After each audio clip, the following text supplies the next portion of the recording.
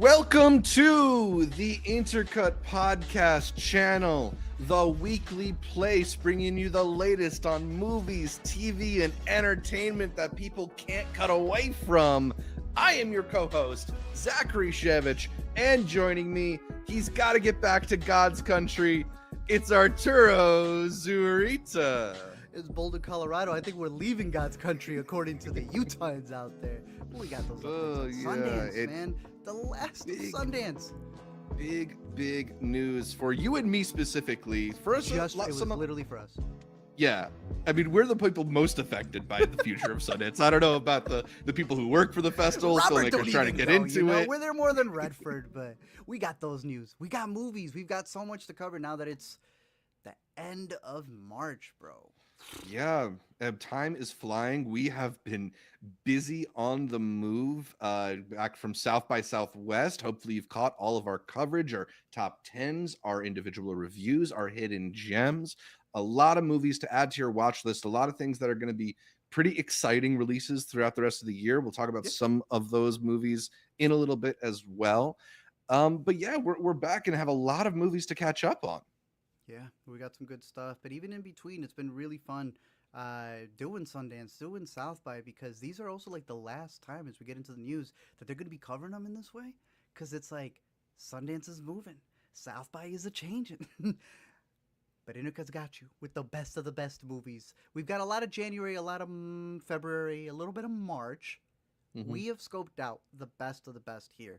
But I also have some pickups, baby. Ooh, the Intercut without some new stuff, man. And it's been a while, dude. But I found out that you can use all those criterion codes they give you, and they don't expire. Oof. I went through my watch list, and I got all of these bad boys. For starters, man, I got to show you this. Did you know the Underground Railroad comes with a solo comic? There is a comic for the Underground Railroad that is an episode they did not want to fund. Screw Amazon. And because of that, he was able to make it into a Criterion single edition volume. I got a copy of that Underground Railroad Criterion as well. It is a beautiful release for a really underseen series. Yeah, very underseen. We got to see the screeners for those. I feel like I haven't seen it yet because the screeners did not do it justice. My favorite horror movies of all time. If you don't know, now you know. The Others. Love it. Love it. Love it. Finally got to pick that up on Criterion. I think it's the only Pixar, right? Wall-E? Yeah, I believe that's the only one that's made it to the Criterion. I don't know how, but hey, it's Wall-E. I've never rewatched Wall-E, which is kind of crazy. So now I do have it. Yeah, it's feeling more and more like reality every day. Honestly. Uncut Gems, also like reality every classic. Day. Classic. We're getting into basketball playoffs. Yeah. I've never opened this one. I haven't opened it yet, but I saw the inside that I had no idea. It's got the eyes. If you look it up, you'll see it. I'll try to open it maybe towards the end. And then I had to with this one, bro. I like, Alina's not seen it, and I don't count my watch from way back in the day, bro. Malcolm. Nice. Yeah. Stacked. There are not enough Spike Lee movies in Criterion, but they could not miss with that one. Malcolm X, absolutely. Cannot. So I got this pack right there, got all that good stuff. And then I had that baseball era that we're in. I got the fever, bro, the 7th inning stretch. I don't got the beer with me right now, but I had told Caitlin, my beer buddy, that I got the Eephus limited edition hazy IPAs along with the hats. Went up to the guy, I said, yo, I heard you got an Eephus hat. He said we got 2. I said I got 2. Give them to me. And they both fit so different. This is like a yarmulke right at the top like this. Yeah, it's like just sitting on top there. And then this goes so low. I got big ears, bro. I look like Dopey in the new Snow White.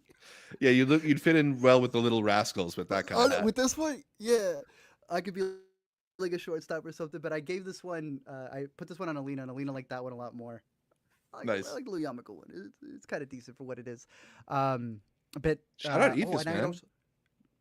I had to support the movie, bro. It was a hidden gem. Both of us really liked there, but because of that shout out to Eephus, the last thing to showcase here before we get into the movies is the fact that the music box who was giving these out was having a whole baseball thing, and Music Box, please keep doing that. They gave the boy his own little poster for the Play Ball series where they had. I saw Carson's video. They had a 35 millimeter. What did I tell you? Your movie. A Moneyball, my favorite. Yeah. Moneyball. I should have seen that. I went to go see Eephus and 8 Men Out, which they had in 35 millimeter. It's about the Sox and how they cheated. So it's just a story about the Sox.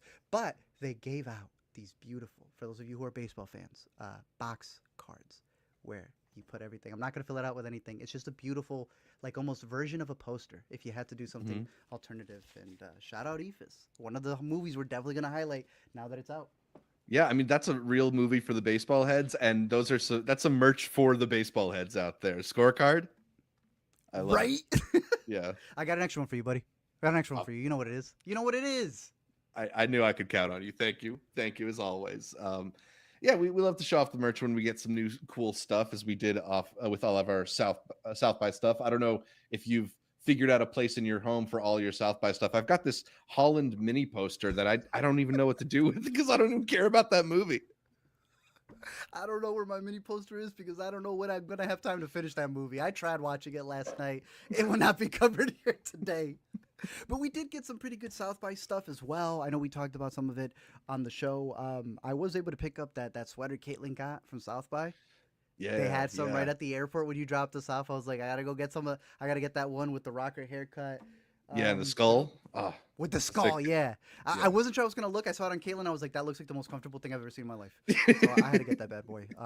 But yeah, out of all the South by coverage that we've had, you can see all the pickups, all the food, all the events that we covered over there. All that coverage is ready to go there on our South by stuff. Y'all have seen the Sundance, so now it's time to talk about the stuff that y'all have had at home, in theaters.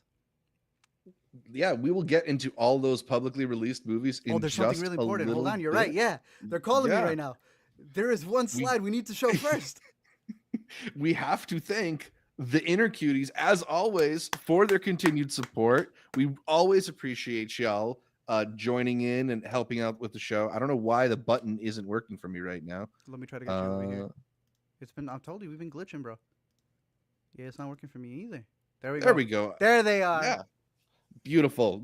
Love seeing those names up on the screen. The people who support our show for as little as $3 a month here on YouTube by clicking the join button on our page to become a member, or by going over to patreon.com/intercutpod and signing up to join the Intercuties, where you get updates on the show, news about our future episodes, which you can sign up for whether or not you want to pay those $3 a month. But for $3 a month, you get special access that includes the chance to sometimes vote on future episodes of the show, see uncut, unedited episodes before they're out to the public, as the Intercuties got to see for a lot of our South by coverage. And you get an invitation to our monthly Intercutie video chat, which we just wrapped up, a beautiful hang talking about the latest movies and a little bit of spring baseball, as we do occasionally.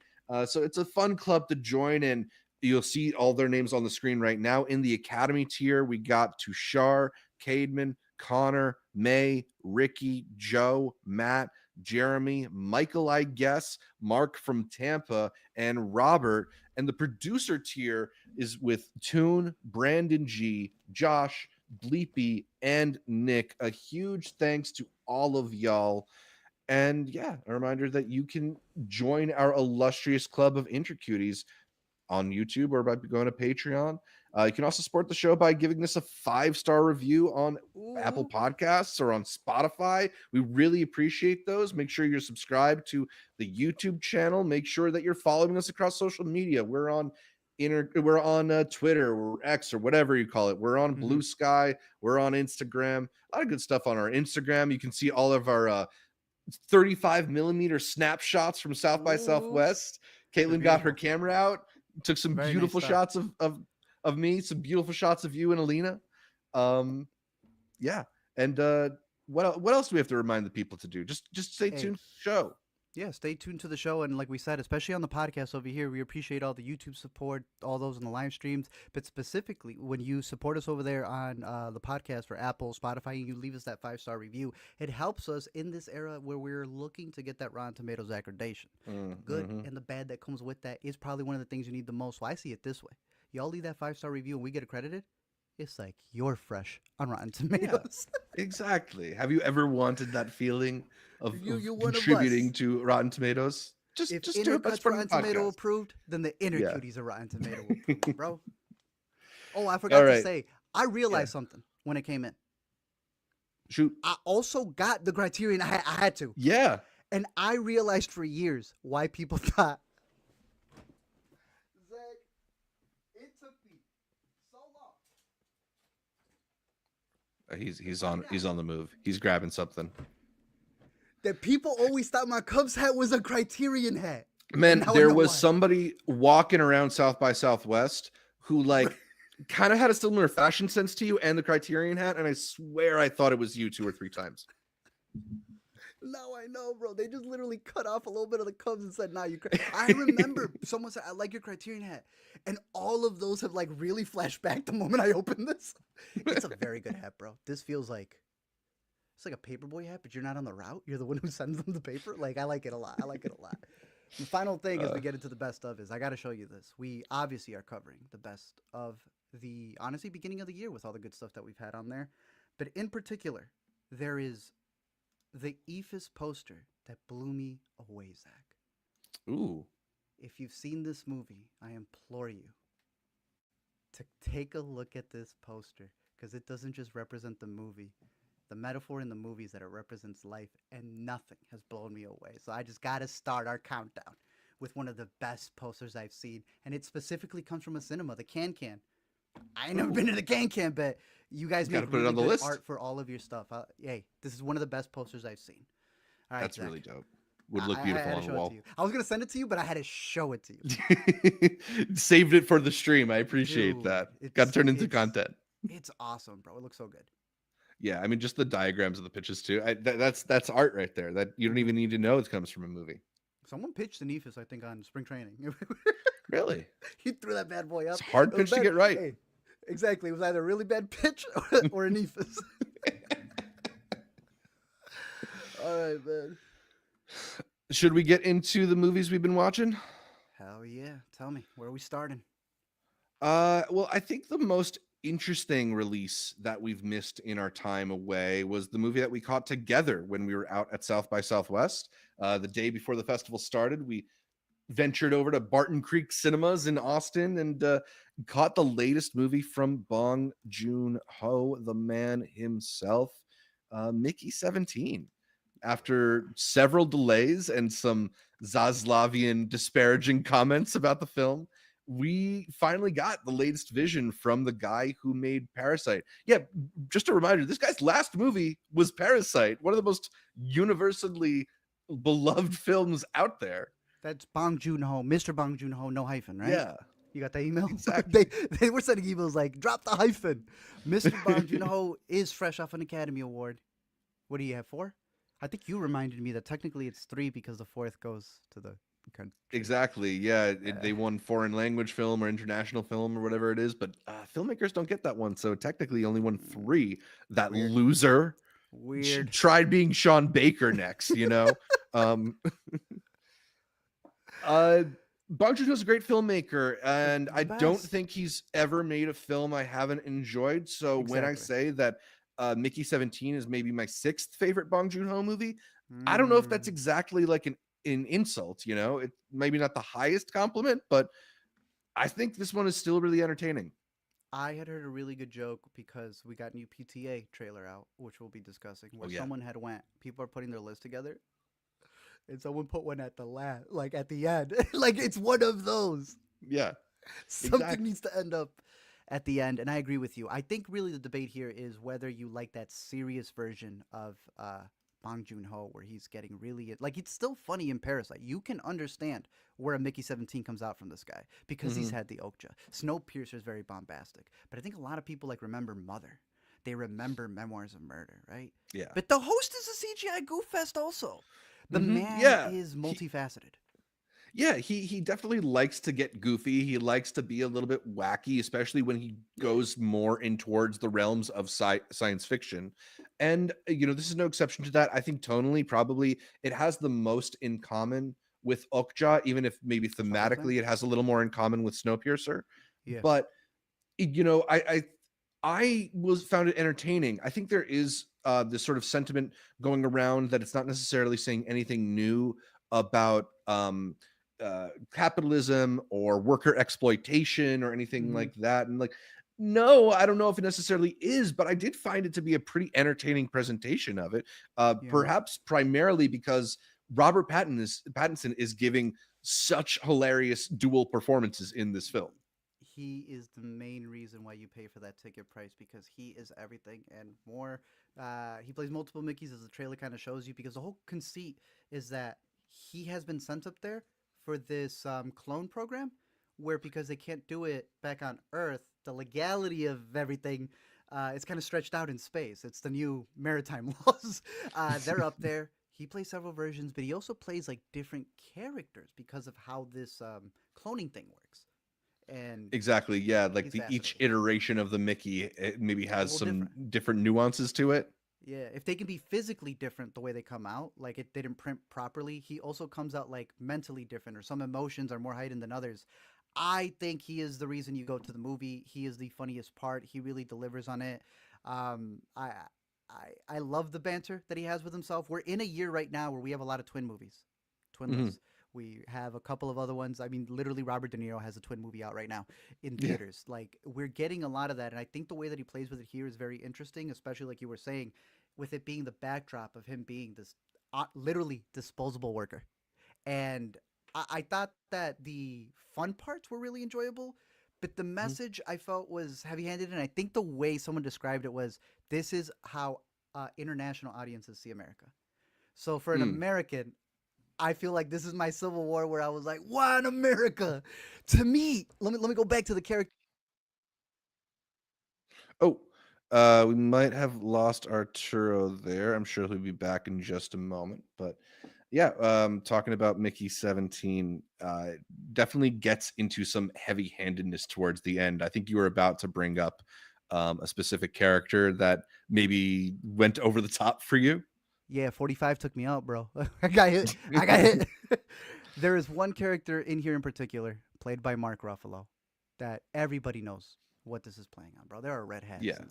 in the room and everything. This he's clearly a like a Trump spinoff, while Hmm. at the same time, his wife, played by the great Tony Collette, it's like they combined the original Make America Great Again and the new version. She is like the Nancy Reagan, but it's Trump instead of Reagan.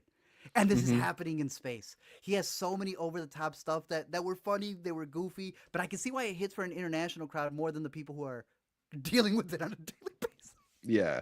Well, it's funny because like Ruffalo's performance is very Trumpian, but the film Yeah. itself is more just like general about the idea of these fascistic leaders, right? Like it's Hmm. the script I wouldn't say is very like Trump based, even though like it you know, obviously there are parallels that ring really true.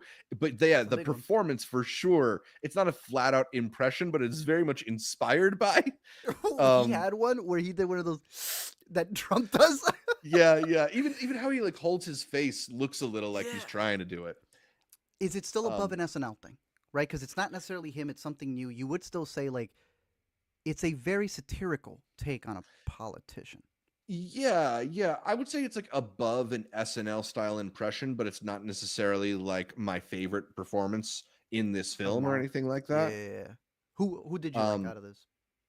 well, obviously Pattinson, which we talked about. Yep. I also really enjoy Naomi Aki, who has a little bit of maybe not the smallest role, but has some Hmm. pivotal moments in this film and is really having a lot of fun with the character. Um, Big fan of her too. Yeah. Yeah, she's been impressing me. She's been pretty good. We've also got her in some upcoming movies like Sorry Baby. She was in the Small Yeah. Axe movie. Yeah, no, I've been really liking her. I thought she was good in Blink Twice, even though the movie got mixed reactions there. And she is Hmm. delightful in this movie as well. She's been an actress to watch out for easily. Yeah. Stephen Yoon, who I know you prefer Okja a little bit more than I do. And I think you have Okja above this movie as well, right? I'm. It's hard for Even me to choose right now. I'm saying Mickey, but I might okay, go back and forth between them. Yeah.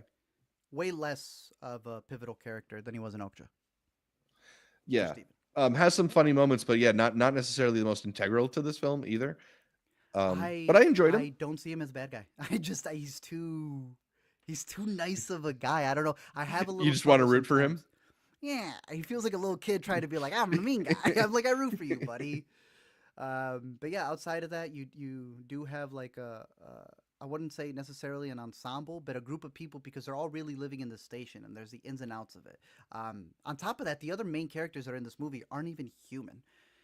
There's been a lot of discussions. I know you're online about Starship Troopers, my friend, and it's so funny to then see another movie Yeah. out in theaters also dealing with the bug people. I cannot stress how funny that is while people are arguing about a movie that's about to be remade. And Mickey Hmm. 17 almost did, like we said about Downhill, Force Majeure, kept it nice. For those of you Right. who needed the explainer in the movie, they made an American version. I feel like this explains what Starship Troopers didn't want to hold your hand with. And that Yes. kind of shows me where I have the issues with the movie, where it's just a little too over the top. I don't hate it, but Yeah. that's where I wanted to see more nuance from the man. Yeah, a little too literal perhaps in the way Yeah. that like it's trying to make the point that certain people are expendable and they call them expendable, right? Like it's not hiding what its viewpoint or its politics are, and I agree with a lot of the politics in it, so I don't necessarily Mhm. mind it so much, but yeah, Yeah. it becomes something that's a little more heavy-handed. I think the movie is at its, you know, are oddly enough, a lot of movies are at their best in the beginning and the end. This is a movie I really enjoyed the middle. I enjoyed all the Yes. machinations of how life on this like uh distant, intergalactic operation works. I liked seeing him like doing the grind of being Mickey. And Yeah. I think it just ends in a place that feels really protracted, and uh, it maybe doesn't have like a very strong impact, the Yeah. ending. Overall, do you still think it's worth seeing in a theater? I think so. I mean, I think Bong Joon-ho is a really interesting visual stylist. I really like the performances. I had fun too. Like it's a 2 hour, 17-minute movie, but I wasn't bored. I had a good time with this one. I'm probably going like 3.5 stars ultimately, but I think Same. it's worth checking out. Same here. I've got it. It's still all of his movies to me still scratch being able to go out to the theater. I know Okja was a Netflix movie, but we got to see it in the IMAX, and I think that there are sequences that are very fun, even if it may not be everybody's cup of tea. Bong Totally. Joon Ho always makes a delightful movie. Out in theaters, and honestly, I think tomorrow comes out on VOD. Yeah, yeah. If it's not Is it out tomorrow or already, is it already like last week? It's is definitely it out? available soon. I'm watching it right now. Yeah, But yeah, it's maybe out very tomorrow. You're soon. right. A lot Yeah. faster than you think. Yeah, it's crazy. Glad we at least get to see it, even if it's going to lose David Zaslav a lot of money.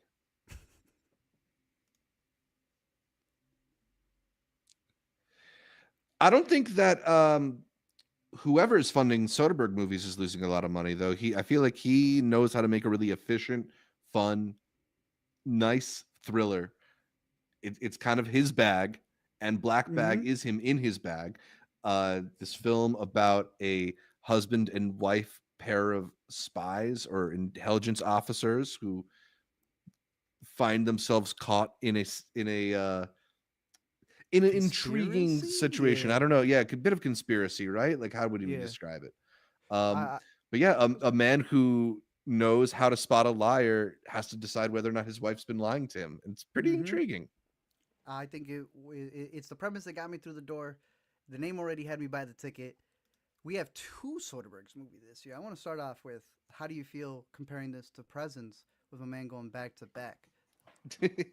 Well, it's fun because Soderbergh's in this era where he's just sort of experimenting and coming up with ideas that fascinate him and trying to figure out how to make them entertaining, right? And there's stuff that's a little more experimental and stuff that's maybe a little bit more structured.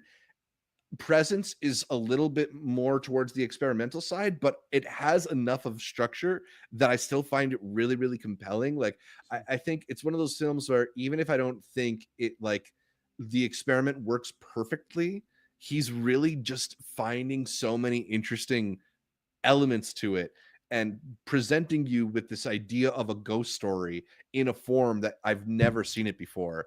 So I found it really compelling. I maybe find Presence a little more memorable than I do Black Bag. Ooh. I think so too because of the swings he takes. Even though I think I go black bag a star, half a star more, because like Yeah, you're saying with presence, go for it. I was just gonna say, I think maybe I'd recommend Black Bag to more people.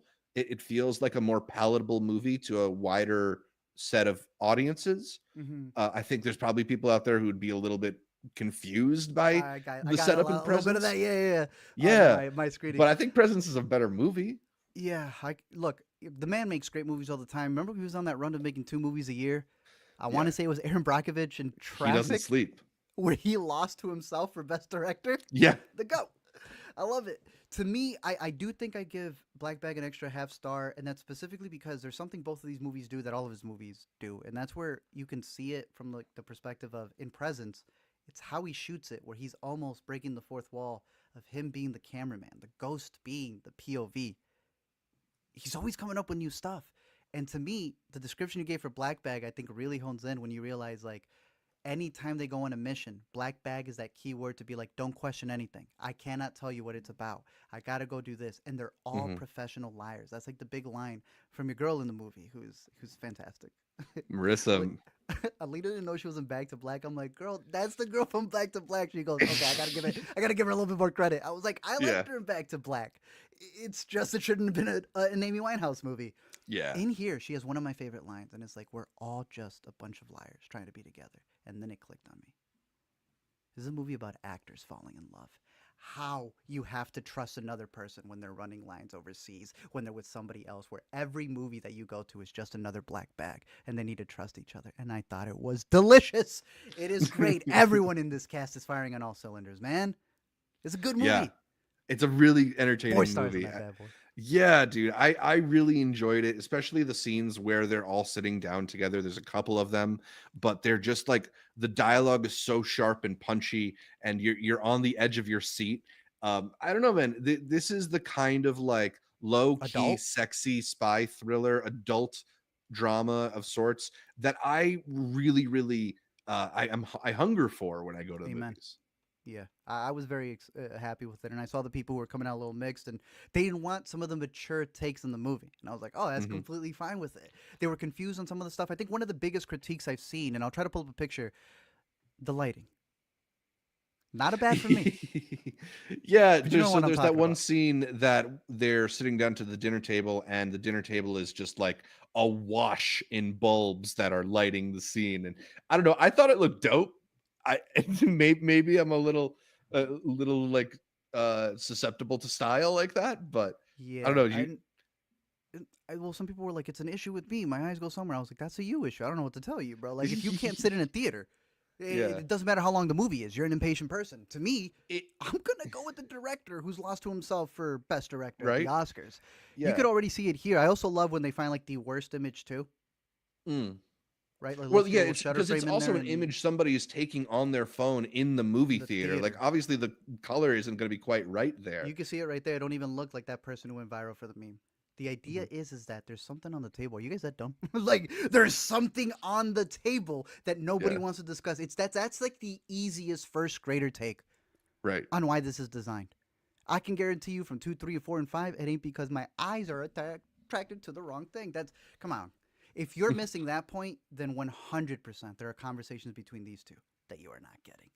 Yeah, This definitely. is more of an. I hate saying an intellectual movie, but this is 100% on the realm of like this is Mr. and Mrs. Smith for smarter people. Which we got the show that did that already. Don't get it Yeah, well, twisted. I was going to say, like, this is less Mr. and Mrs. Smith the movie and more Mr. and Mrs. Smith the show. It's a little Amen. zanned out. It's a There you go. little low key. You got to lean in. You can't watch this while being on your phone, or you're going to miss like a really pivotal piece of information. Yes. And for me, like, I love that moment about halfway through the movie in which like the everything gets flipped on its head, and you think Hmm. the investigation is one thing, and you realize it's going the other direction. Yeah. Like those are the moments that I live for in movies like this, and it really delivers, but only if you're kind of leaning into it a little Leaning bit. in, yeah, paying attention. To me, my favorite two scenes are right here. You can kind of see them. I like the Abella one right here in the middle. Um, Yes, yes. where they're like helping each other, and she's very attracted to the idea of like I have a partner in this industry too. See what I did there? And she's very curious about them too. Like, how does that work out? And she's Yeah. fascinated by them. That scene plays out really great. And I have to tell you, bro, I need this on digital because the scene before this one right here, Yeah. I think we have a reverse banderas meme. The one from Hackers when he goes, "Ooh, I just saw something good." Yeah. We have like a Succession when everything went wrong for the Rocket, Right. Right. Or where or he's just um or Roman sending the wrong text at the that's what I'm conference talking table. about in Succession. The Yeah. wrong thing. This man has a moment where he goes, "Oh boy!" when he looks at the His screen. eyes. My Yeah. whole audience erupted, and they were quiet the entire movie. Mm. And then, I mean, you're looking at that right there. He is so nervous in this scene. Michael Fassbender, thank you for returning. Thank you. I hope your racing is out of your system. We need you back, my man. We need you back. Yeah. Kate Great Blanchett, not movie. bad herself. She got decent. Yeah. Yeah. She's She's got a a. future in this industry. You heard her say, they asked her, "You want to win another Oscar?" She goes, "I want to win another 3." And why I are love it. people not complaining about that and complaining about Chalamet, huh? Why is he the only one who's Exactly. not allowed to aspire to greatness? She is greatness, bro. They're both greatness. Yeah. I highly recommend this movie. This is a big thumbs up for me. Definitely go catch it in theater. Yeah, you went 4. I think maybe I'm at 3.5, but I could see bumping that up to a 4 on a rewatch for sure. That's fair. What'd you go with Presents? 3.5 as well. Both Okay. both really good movies. Good director, great director. Yeah. Catch his stuff online and catch everything else he does. Steven Soderbergh's Have you a ever low key watched goat. his black and white cut of Raiders of the Lost Ark set to the score from The Social Network? No, I've heard about It's this on so his much. I have channel not. still, or on his website still. Yeah, I gotta get on that. Cause remember, you saw people Yeah. finding out like really funny stuff about him. Let me try to pull it up. Cause you think that comes out on here as editor? I would guess no, but Oh, Letterbox. maybe. Yeah, Letterbox put some really crazy stuff on here, so you never know. But it's also just insane to pull this up and to showcase this man's an editor on his stuff. Like what? Mm-hmm. Why is he editing Presents, bro? Like you're already directing it. But the Well, big not one that I only wanted to that, show like, you. we talked about how this man is super prolific, putting out like 2 movies a year. Supposedly what he does is he goes and shoots, and then he goes to the bar with his laptop and he's editing the day's footage right there. Michael Shannon core. Let's go, bro. These boys are about it. Yeah, just the Yeah. fact that he's edited so many of these right here as I'm showcasing, but the big one that I wanted to pull up was I remember finding this out, and it's so funny every time everyone finds it out. Oh, he's the camera up on that. Where is he, bro? I don't even know if it'll pull up here. There it is. He did extra camera work on the first Hunger Games. So that entire look that they swap out. Why? Why would he be associated with that? Little fun fact for one of the goats out there. Presents, That's awesome. Black Bag, whatever you watch. Just know if Soderbergh touches it, it's good. Yeah, absolutely. Can't go wrong with a Soderbergh movie. Should we get into one of the biggest releases of March, even if we're maybe not as high on it? Take it away, Zach. So they decided to remake Snow White, as Yeah. Disney has been doing with all their classic animated tales. This one brought into the world of live action from director Mark Webb Why? of the Amazing Spider-Man duology and Right. Gifted with Chris Evans. Were you a fan of Gifted with Chris Evans? I got a take on this. I went to one of the preview screenings that was like a test screening. Like the you better not be in the industry. We're Right. going to make changes for this movie. And I'm like, I don't know if they consider me industry or not. I'm not accredited anywhere by that point in time. I go see it. And guess who walks out from behind us after everyone talked about the movie? And like, I was like one of those real ones. I've been to it. Yeah. Where they actually tested you out and said, what would you cut? What confused you? And we saw changes made to this movie. I walk out, I turn around and I go, Mark Webb? And I shake his hand and I go, bro, I loved 500 Days of Summer. Classic. It's fine.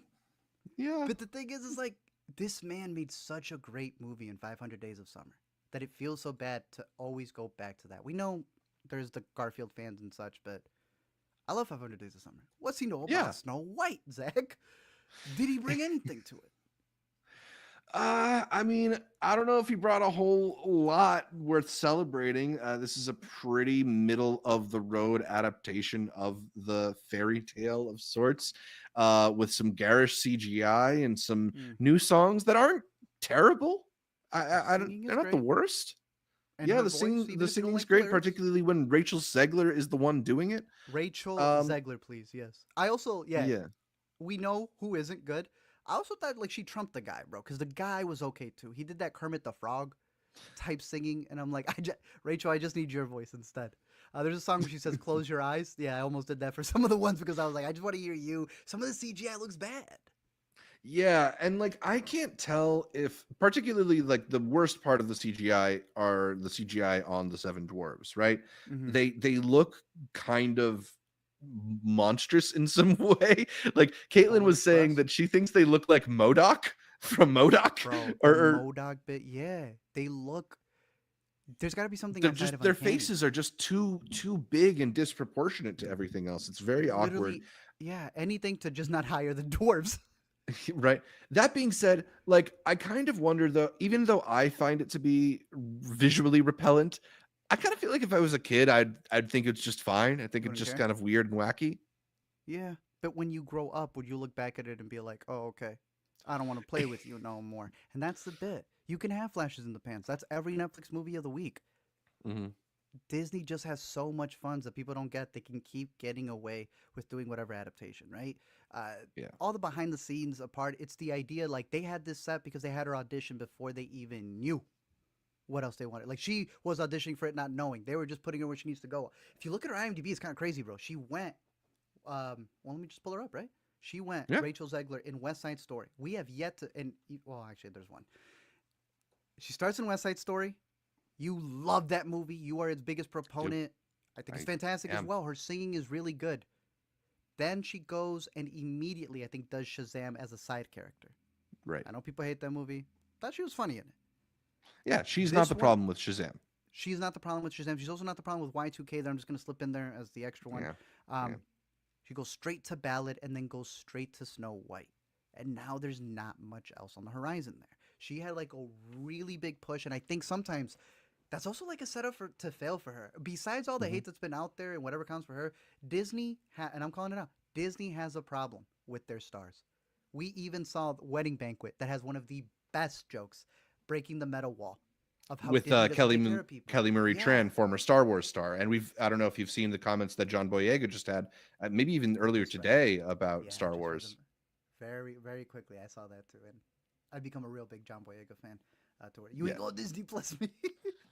um, yeah, I feel like a lot of what has happened. It's like you guys test screen everything, and you keep setting up your actresses to get a lot of the flack. And the craziest part is this girl's made out of the thickest skin I've ever seen. I've never seen someone be able to take it and maximize it. There are lines in this movie, Zach. We're talking about you being too opinionated. They were playing with us, bro. They are getting into the grumpy side. They're playing with the different trolls that are online and how that comes into play with her and the seven dwarves. But there are changes to the script. I don't know how you felt about them because I don't know how attached you are to the first Snow White, which Not at people all. don't know. Snow White was the first feature for Disney. Snow Mhm. White is the only Disney princess with a star on the Walk of Fame. Ooh. I mean, They yes, were Snow supposed to, White, the original Snow yeah. White was a Best Picture nominee at the Oscars, I believe. Was it really? Yeah, the first and for a long time only animated movie to be nominated, I believe Toy Story was the one that became No, the no, no. second one Beauty and the Beast, nominated. bro. Maybe Beauty and the somebody Beast was the correct me in first the for Best Picture. comments. I believe Beauty and the Beast because I have a Beauty and the Beast lover for sure. Oh, you're right, I Beauty think and the that might Beast. have I been the am first mixing Best them Picture. up. It Yeah, got an it honorary won award. tech. Yes, as it Yeah, should, as it should. But that's the point. Like that is the inception, all the way to Beauty and the Beast, which is still under Disney. That's how far this goes. They were right. prepping it, if you remember, for the 100 years, which was 3 years ago. They Yep. couldn't even get it done in time. That's why they had to do Mm-mm. Wish, and it's so crazy seeing all the parallels. What was Wish, if not a woman with seven dwarfs, all having their different things? Right. Right? It's almost like they couldn't flip this in time and quickly just made an animated Wish movie. There are Yeah. songs in here that sound like they belonged in Wish, and songs in Wish that sound like they belong here with her and her lover. Mhm. Let's talk about it, bro. Tell me your thoughts on the one, the only Gal Gadot. Yeah, Gal Gadot, everybody's favorite actress right now, right? Um, I don't know. I think where I'm at with Gal Gadot's performance in this film is similar to where I'm at with this film. Is that there's so many people out there right now eager to tear it apart and call it the worst thing ever, and I don't like it, Yeah, but I don't think it's that bad. Like I don't think she's like cringe-worthy in this film. She's a lot worse in Death on the Nile for sure. yeah, But she can't quite hit the notes you need for this. And I don't mean just the singing. Like I think there's like a camp missing from her performance. And like a real screen diva would be able to make the performance a lot more delicious and fun. And she just yeah, doesn't have that range. yeah. It's not good enough to be classic, but it's still bad enough that people are gonna love to quote it. It just never reaches the Nile Yeah. bit, you know? Enough to No, fill the no. Nile. She doesn't Yeah. reach that, and that's where it's like, girl, we needed you to. That was the bit. Give us There's a something. couple to give us something. Yeah, there's a couple of bits there. When I was looking back at it, especially when they were releasing scenes, they cut more than Taken.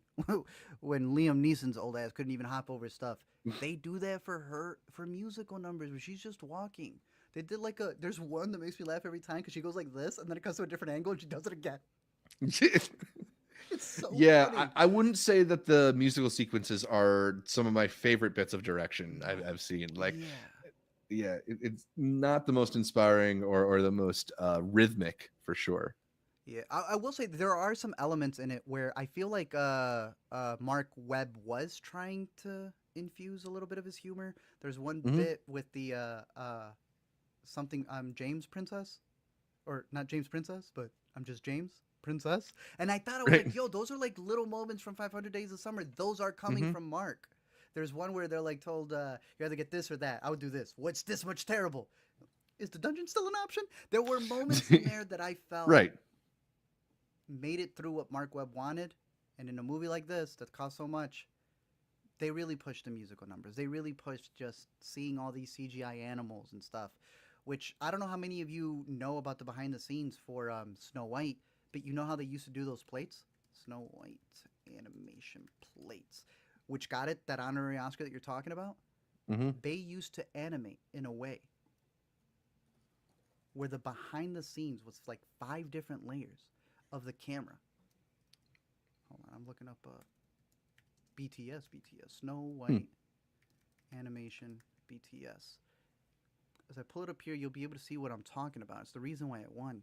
They had these moments that they try to mimic even in the new one, where the top layer, they like shoot that. I don't know why it's not popping up here, but I'll Hmm. try to find it. Yeah, I'll let you say some of the other final thoughts, but I'll bring this back up over here because I feel the new movie doesn't do that. It should be animating whatever's next. Yeah, I mean that's the thing is like the Disney, this is the story for all of these Disney live action remakes, right? Like the animated originals are so visually inspiring and visually inventive, not just in how they look, but in, as you're mentioning, how they were made. And you just never get any of that feeling from any of these movies, this one in particular. It's Yeah, just so like I find it to be such visual slop. It's so overly CGI that none of it feels real. I wouldn't be surprised if they never went outside to shoot this movie. exactly.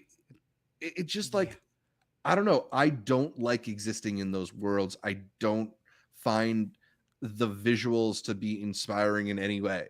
And yeah, I mean, it just is. It's a huge obstacle for me with these movies is how they look. yeah. And again, going back to why the original has stood the test of time, looking at these right here, you have this image that they replicate in the new one, pure CGI. And what you're seeing there is people animated the shrubbery, someone's doing the deer, and then she's in the Hmm. background. And like they don't make them like they used to, Zach. That is every plane of animation there. That is Mm. some real behind the scenes and ingenious stuff. What were we doing with this one? Like Disney at least pretended that Mufasa was creating new technology or the original Lion King. just a couple new songs, but nothing to really say, hey, this 100-year classic, let's give it a reason to be rebooted. Right. Right. Nah, you're still being you're still being mopped by the 100-year-old movie that I think, because I came back home and rewatched it immediately, stands the test of time. The dwarves are just as funny. All the behind the scenes for what it was. Hey, look, I think it's okay to not take away some roles that they would have also killed at. Do you remember the last two, Mirror Mirror and isn't it so funny for everyone to make fun of what's her name, Rachel, when the last one was Kristen Stewart? They hated just Kristen love Stewart, to tear Snow White down. and now they love Kristen Stewart because they have to Right. hate Rachel Zegler. So Rachel, just wait till the next one, and then they're gonna be like, "You remember when she was good?" Because even now, Yeah. one of the funniest things I've seen was no compliments when she sang in West Side, no compliments when she sang in a movie called Ballad of Songs and Birds, and now the new default is, but her singing's good, but. So eventually, it will settle out. That's my take. Right. My other Listen, thing with it's going. her is I really enjoyed her performance. I really enjoyed her singing. I think she did the most with what she could for the movie. I never quite got used to looking at her with that Snow White haircut. It just never looks quite right. It kind of looks like one of those like plastic wigs that people wear at Comic Cons and stuff like that. You heard it's called the Lord Farquaad? I mean, it's apt. It the shoe fits, or if the wig fits. When I had talked about all like the the baggage that people throw at her, just saying that there was drama online had her fans going, "How dare you bring that up, honey? That's the news. It's not a thing." So even you saying that her haircut's bad is considered an insult against her. That that can't be it, guys, because she is Yeah. actually funny enough to laugh at that, Right. and you cannot be the bad addition to why people are disliking her because you're being a bad fan base. The wig is so funny, bro. I also couldn't get into it. What happened? I don't The know, outfit's man. fine, but the wig, I don't know what Give her the happened. bow or something, right? It just Oh, looks she weird. needed the bow, yeah. Yeah. I don't know. It did not work there. And I also like how they gave Godot, and I know it kind of, is it Godot, Godot? Gadot. I'm Godot. Gadot. This thing was like, Godot. it was like a shiesty. They had a shiesty on them. What you going with? I'm being as nice as I can. I'm going 2.5. It's a little nicer than me. I'm gonna go 2-star on it. Again, I didn't hate it, but it's not a good movie. Yeah, we can't over defend something people are overly hating. And I'm not going to overly hate something that I know isn't that great either. So Yeah. the newest Snow White until they come out with another one. Until Mark Webb finally gets, I don't know, 500 Days of Autumn? Something. You're a good director, man. Please come back. Yeah, There you go. I think our first. Definitely don't go see it at the theater for Snow White. for sure. Should we quickly hit some of these other ones before we move into TV? Let's do it. Or Death of a Unicorn. Amanda and I caught this one back at South by Southwest, and we're pretty mixed to positive on it. Mhm. We had a lot of fun at the premiere, but it's kind of like a Jurassic Park light horror comedy with some okay jokes in there, and I don't know, certain members of the cast stood out to me. You got a chance to catch up with it. Did you have some fun with Death of a Unicorn? It's good. It's fine. Yeah, It's exactly how you pitched it to me. You knew it was going to be something that I could have waited for. Y'all got to see it at the fest. I think I watched them, but y'all got us these really cool shirts that were a lot better than what they were giving out for the other screenings, which was like unicorn. I You guess gonna wear someone that will horn find that- much? Hey, Yeah. someone will find that useful. Sure. I like Yeah. the shirt. And I thought the movie was fine for what it was. You guys explained it perfectly in our South by review that it is like this Jurassic Light, but like Mhm. folk classics light, because it is the unicorn folklore that they're trying to get into being mashed into the story about greed. I think it's so funny, the mismatch of the rich family, the middle class lawyer, and Yeah. then the servants that they have when they all get trapped in here, making it kind of like, the Triangle of Sadness, all these movies that we see where it's like an ecosystem of everybody and who's going to survive in this place. The effects were good. I didn't know it was Ari Aster, which kind of opens up a little bit to And he produced. some of the weirdness in there. It's fine. It's okay for what it was. I think my standout Yeah. was the boy right here, Poulter. Poulter got me with every one of his lines. Yeah, he's Cancer, that's really one of the big going for ones. it. That's a great one. Yeah. Yeah. He's really funny in it. I thought my guy Anthony Carrigan as the butler was Yeah. really hysterical. Yeah, he came in, he did his thing. Just facial expression. Like he said way less than I thought. There's an Hmm. omelet bit. I liked it. Right? It's so simple. Yeah. He does little bits just coming in and out as a servant that I thought worked very well. So, yeah, overall, a decent little pick if you wanted to go see it in theaters. Because as we go through some of these other ones, not all of them are going to be a theatrical pick. To me, this is closer to a rent it for me. Stay Yeah, up. I think that it. I think you're safe renting this one. Ended up going 3 stars on it. I could Think about the see, same. Yeah. yeah, being not as high as even that. Yeah. The Ballad of Wallace Island. We talked about this one when it came out at Sundance, where we all caught it. I think it was your favorite film that you saw at Sundance this year. A really delightful musical comedy of sorts about a singer-songwriter invited to a concert on an island where he is, unbeknownst to him, reunited with his former music and romance partner. Mm-hmm. Um, what did you love about this movie so much? If y'all are fans of the Carrie Mulligan when she was doing Inside Llewyn Davis stuff, if you're fully well aware that her husband just came out with a brand new album already, just this past week, I didn't realize Mumford and Sons, then you are going to have a movie that's right up your alley because the heart in this is what got me. I thought it was going to be cliche. I thought it was going to be generic, and it does have a lot of those stereotypes, but it is what a movie about what happens when you grieve for someone so much through something that you guys shared. In particular, our main character lost somebody, but they loved this band. And the band, which is a duo, loved making music until they split up. Can you reconnect those things? And can you find that spark again in loving something, in making something? If you're missing that other half, I don't like, bro. What? Yeah, yeah. Yeah. I like this movie. Please go watch this one in theaters. I liked it. I liked it a lot, a lot, a lot. Yeah, it's really Ballad of Wallace sweet. It's Island. really delightful. I'm maybe not quite as high on it as you, but I also, I Mm-hmm. don't know, something about it felt a little smaller to me, but That's you had a fine. That's really fine. strong reaction to it. I loved it. Yeah, but you had another one which I Yeah. always like shouting out when something doesn't work. The one that really took it, and even they're same scores for me. We have a big review for it. Say it. Yeah. Ballad of, or Go for excuse it. me, The Rivals of Mziah King is my Ballad of Wallace Island. Yeah. And rightfully freaking so, bro. We have very little to showcase here, but damn, is this another really good one? So, in Yeah. case you don't end up loving the other one like me, we always here at Intercut got to give you something for you to follow up afterwards. Ballad and Yeah. Rivals, two beautiful movies from this year. Yeah. But you know what? Amanda also loved that one too. So hopefully a bunch of interviews out there will Yeah, really find a lot to like in Ballad of Wallace Island. Definitely if you're into the movies of like John Carney, stuff like Once, I think you'll really like good this call. one too. Yeah. We have so many Captain America, Uh Zach. yeah, so we got a new Captain America movie, but we got one without Chris Evans.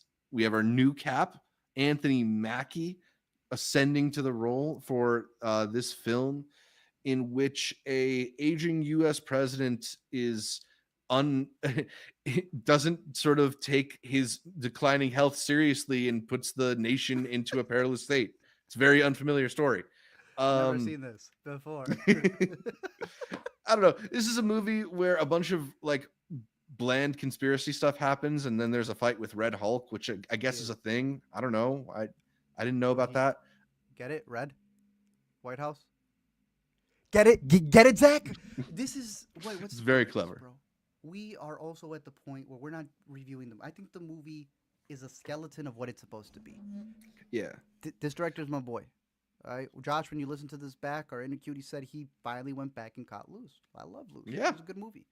great They have movie. had this man on a string of projects that are just IP garbage, and Yeah. I don't think that's how you flourish, my man.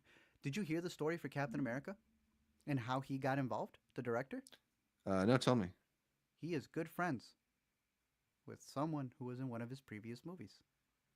Someone on this poster right here who called up Anthony Mackie and said, I don't care what you have to do, I will whoop your ass if you don't get Julius as director. Ladies and gentlemen, that is the Shouts to only reason Kelvin. this man is director, bro. It's not Calvin. Oh wait, no, Second build. Ma herself, no way. Octavia Spencer, Octavia Spencer, called up. What's his name? Our new cat. Anthony. Yeah, Clarence. He said, yo, you better get him. He said, she's probably going to whoop my ass. Got him. Hmm.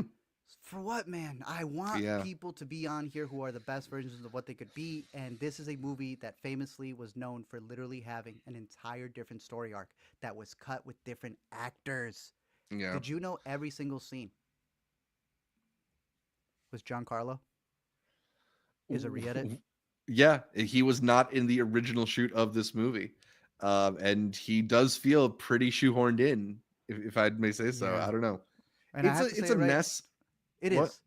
The Yeah, fact that reshoots don't necessarily need to be it's bad. Zach, how you doing? This is the bad example. Like, yeah, I'm not gonna do a blanket statement, but this is the reason why people think reshoots are bad. It didn't work. yeah. It didn't work, and again, similarly to Snow White, like I don't know if this is necessarily the most awful thing. I think the amount of care and budget that Marvel will throw at these movies to make sure that they're at least like watchable really prevents them from like having necessarily a huge disaster out there. But this does That's also absolutely bogus. Yeah, nothing. It does absolutely nothing to sort of like affect the malaise around the MCU right now, right? Like bro. this is not bringing more people back to theaters. This is not getting people hyped for the next Avengers movie. It feels more like they don't really know where they want to go. Yeah. And I wish better for it. New Falcon. I like New Falcon. Yeah, he's good. Hmm. I like seeing Harrison Ford have Air Force One on. But that's us running on fumes now. Yeah. How do you feel about him as the new Cap? Will he be able to carry it forward? Because I got some theories on what they might be doing with him. I mean, I've always like kind of liked Anthony Mackie. He's not my favorite actor, but for a project like this, I think he's totally fine. I don't know if he commands the same presence, screen presence that a guy like Chris Evans does, and I don't know. I'm not a comic books person, so I don't care if Captain America isn't like the most charismatic screen presence in the world, but I feel like people who would care would want somebody who's maybe a little bit more of like a central figure. Yeah, my big thing for him and why I feel bad is because he's not just making up for Captain America, which are big shoes and pants, America's ass, to fill. Robert Downey's gone. Or is This he? is our lead of the movie? Yeah. Right. Yeah, I get it. He's like, he's not, he'll come back, right? But like, we're talking about who is leading the Avengers, and Right. all of our favorite Avengers clips are the quips between, sorry, not him. Now it's him. Hmm. I don't know, bro. They were saying Thunderbolts. That's what the asterisk is for. That he's gonna come in and he's gonna make them the Avengers. That's what the asterisk is. That they're technically the new Avengers or whatever. Mm. That's gonna lead into the I know you're very invigorated here, but the electric state and everything else that the Russos are coming up with, because at this point it's just gonna be throwing everybody on the screen. I know you're not looking forward to these two right here, but from what we're seeing, it feels like it's just gonna be Avengers versus X-Men. When they pulled the old Spider-Man Sonys, guess what? We can pull even better. You saw the announcement too. I mean, let's give a little bit here. I know we'll get into it, Yeah. but like, if there was a point to talk about it, it is here in the Marvel talks. Hmm. Do you like looking at chairs?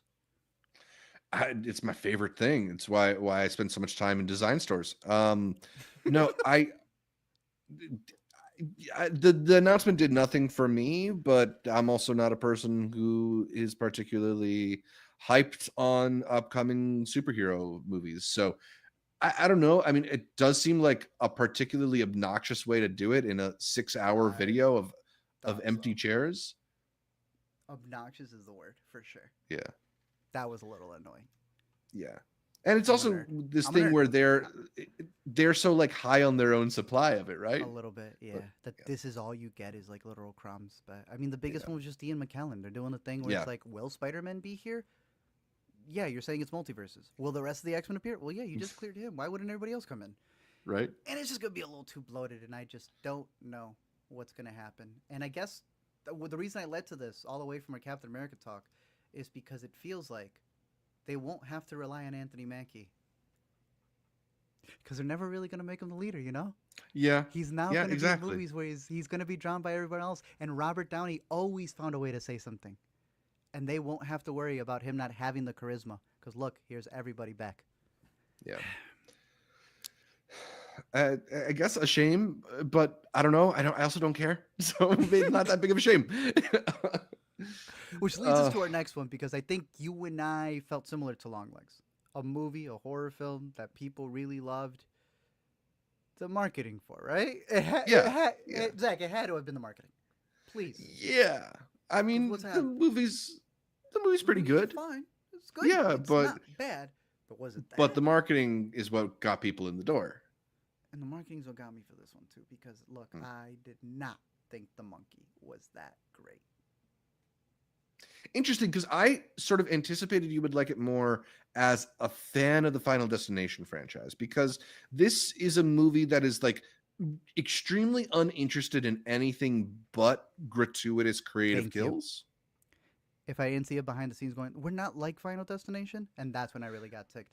Before that, it was enough for me to be like, I feel like you're ripping it off, and I Yeah. didn't like it just like that. But when someone's trying to deny you as a producer that Mhm. we're not Final Destination, we're actually like a little bit more clever, it gave me more reason to be pissed off at this movie. There are lines in this Yeah. film that I despise moments in this film, Zach. I don't think it's funny. You've mentioned the phrase "high off their own supply." Osgood, Yeah. my G, you really Yeah. think your story can be retold in so many different things, but at the end of it, you are repackaging the same thing over and over and over. And I don't find it interesting. This was a work for hire. And he switched up the original Stephen King thing. Yeah, that's surprising. Exactly. Why? It's like, hey, the Jack Black thing we were talking about with a Minecraft, which I know you're excited for, where he just needs to make every little character a person who sings and Bowser sings and Yeah. Minecraft sings, and it's just the same thing. Osgood has a really good cinematographer and really great marketing, but my man has kind of been telling the whole story. And there's one thing that really peeved me here. I don't know if you want to give a quick run through of what the monkey's supposed to be for those who Well, may yeah, not like know, in case they're it's interested. this movie about twin brothers who like come into possession of a mechanical monkey, and in this film he's playing a drum set because Toy Story That's right. copywrote the monkey playing the cymbals. But essentially every time this monkey starts playing his drums, somebody dies. It's like Ooh. a cursed object movie of sorts. um Interesting premise. yeah, sure, it can be creepy, but really what it is just sort of a setup to turn this into like a gratuitous gore fest. Like it's I said on Letterbox, people don't just die, they get torn into blood spewing dismembered chunks of flesh in this film. Like people literally just explode sometimes in this movie. And so if you are a person who like really likes indulgent gory horror, I think you'll have some fun with at least moments of this movie. Yeah. But like that's kind of all it had to offer. Yeah. And it's crazy gore, right? Like some of the stuff they Yeah. imply in the trailer, they go all out with it. Insanely But creative. insanely creative. But I think you and me need a lot of story leading up to it. And I'm not defending Hmm. Final Destination, which I just bought the complete Blu ray pack. I am saying that this movie did not have the mechanics that make Final Destination fun, just the Yeah, final gore splatter. Like it really totally. did not matter how it took to get there. They Pee Wee Herman Final Destination that makes it so intriguing, and there's a story going with it. I didn't really care too much for the story. Yeah. I'm finding something with Osgood Perkins movies where I think they feel very episodic in the way they tell the story to me. In that, like, You're leading to there's a what I thing hated, that yeah. happens which Mm-hmm. suddenly launches the story forward, and then it stays static for like the next 15 minutes until you get to the next like big crazy horror sequence. It's And almost it like a just is director. a little listless. It's almost like a director who's been on interviews saying, "I almost feel like my life kind of stopped at this point." It's like, yeah, and now you're putting it into your movies, and I Yeah. get it because you do have something big that happened to you. It's who you're the son of. For those who don't know, the son of Perkins from Psycho. Yeah. Not Theo, not Theo. Osgood. Let me go over here to Osgood. He's got that. Anthony Perkins, yeah. Yeah, Osgood's got a lot of backstory, not just with his mom, which you can search up. Like Mhm. going to his wiki, he lives an interesting life. But he's not making interesting movies because he thinks he needs to keep re-editing that version of it. I want to get to what I really hated here. At the beginning of The Monkey, they play trailers. And for whatever reason, we marveled ourselves and had to wait till the after credits because someone said there was something there. And it was Ugh. a damn trailer. You didn't stay, did you? It was a No, I damn didn't. trailer to his next movie. He Horizon 2'd it, where the movie ends with a montage. You don't even know what's happening. And it's a bunch of actresses on screen and it says, already filmed, coming out soon. I was sick to my stomach. I think the most recent horror director we called this out on was Maxine. That he thought he was Right. above Marvel and everything, only to Marvelize his stuff with the last Maxine, talking Ty about West, Easter eggs yeah. and whatever. What was this, buddy? Put the trailer at the top. You after credited me? You're lucky that the one for Captain America was one of the worst I've seen. Because having me stay for a silent trailer of your movie was pretty bogus. Yeah. Shout out Trevor. Trevor was bringing up what I had queued up over here, which was Through Line we've been mentioning. Oh, Twins right. again. Theo James, twins. It's a big year for twins. What do you think? I'm telling you, bro. I'm gonna have twins, Zach. Oh my god. I'm gonna have twins, Zach. No. I don't know if that's a good thing or a bad thing. Maybe don't put that out in the world. Boy, I'm gonna have a Zach and Cody. Another set of twins played by the same actor, and I like Theo James. I hated everything that was written for him. You ever felt roles like that? Totally. Like it's not the actor's fault. It's the character is just completely uninteresting and often making decisions that are like frustrating to you, and not frustrating because the character is meant to evoke that. Just frustrating that like they're not acting in a way that makes sense for the situation. Like I felt over and over again. Like Yeah. like this movie has a real urgency problem where people are literally exploding and nobody's heart rate seems to rise ever. At all. You have a kid Yeah. who's like, "This is so crazy. What is happening? My uncle is it?" Like, there's a bit because I know fans of the bit may come and say, "You just didn't get the tone." No, I don't think the movie's good, and the tone that you think it's writing, I'm glad it worked for you. What we are saying is it didn't. There are lines that one half of the brother does that I despised. We're talking about Zach and Cody. They literally dress up the dumb brother like Zach Zach and Cody with the stripes. And it's like, whose joke is this? This is a personal joke from Osgood or somebody that they're putting in there. And it's not enough for me. Yeah. Theo's clean. I just hated what they wrote for him. Did not work for me. And Same. Same thing for Tatiana. I like Tatiana. Love Tatiana. Seen her in person. What? What'd you get, bro? Like, yeah, that I don't know, man. I have that one image of her screaming sort of like still in my brain, but it's like that's also not the kind of horror I like. We've talked about that in the past, how it's just sort of the aggressive, abrasive, like horror that's like attacking you is my least interesting flavor. exactly. Because it looks cool. I know what you're talking about with the eyes. Mhm. But then in the context of the movie, it's so dumb, bro. It's so dumb and so out of nowhere. It's A so lot. dumb.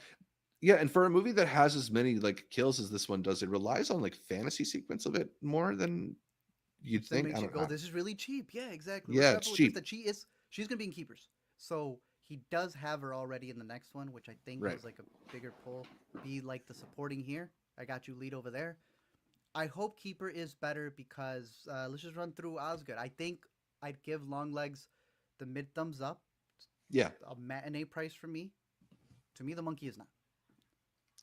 Black Yeah. Coat's Daughter is underrated. I don't know if Hmm. you've seen that one. I am a defender of some of his films, even though I don't like Greta or the Gretel and Hansel. And Pretty Mhm. Things seems like what Keeper is going to be again. The pretty thing in the walls, the women who get kept up and live in like a house by themselves. Because Keeper is very much like the Ty West style. We shot Pearl in secret right after. That's what he did with Keeper, all in one place, Right. right after. That's sometimes a good thing. Yeah, I Maybe mean, we've been look, good at it out, bro. I gave Longlegs 3.5. I went 2.5 for Monkey. Like it's not the worst thing I've seen or anything like that. And Not a and I think recommendation.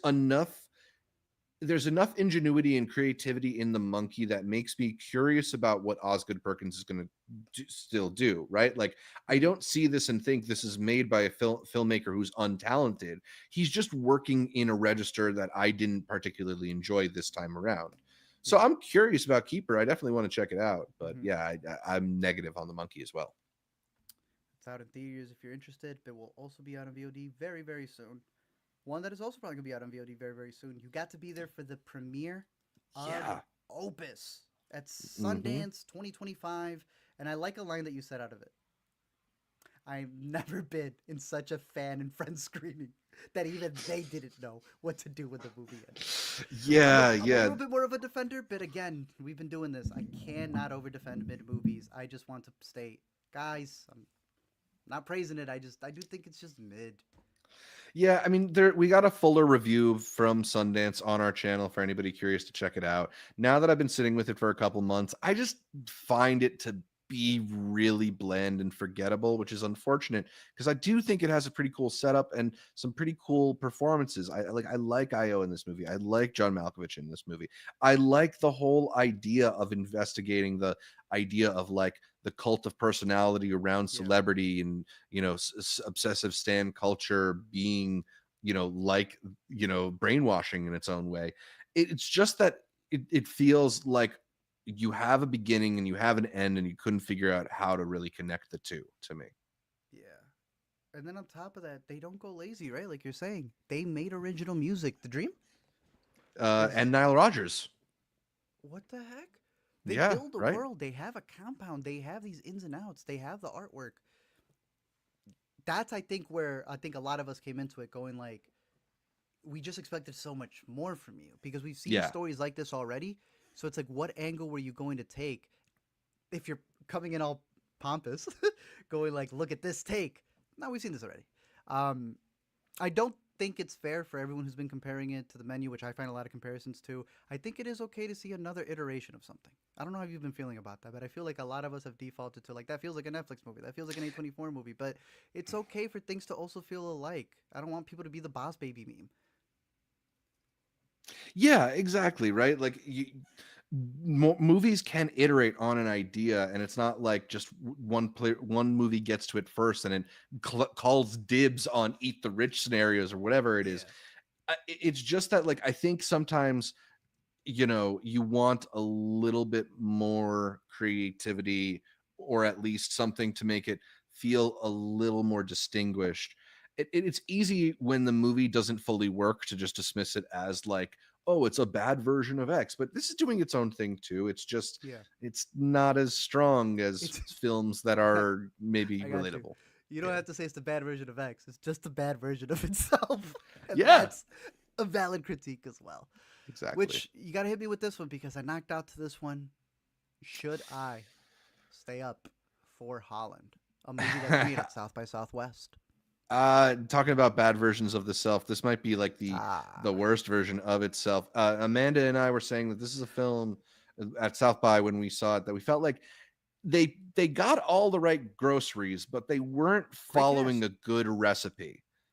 Ooh, Like so this is a movie in which Nicole Kidman plays a wife to a man who she's suspects might be have up to some duplicitous stuff when he leaves home, and she sort of lets her paranoia and suburban malaise affect her happiness and affect how she like is living her life. She's okay. getting she she's living this really the whole idea is about these people who live these really docile lives, developing kind of these paranoid delusions until the paranoid delusions aren't necessarily so paranoid.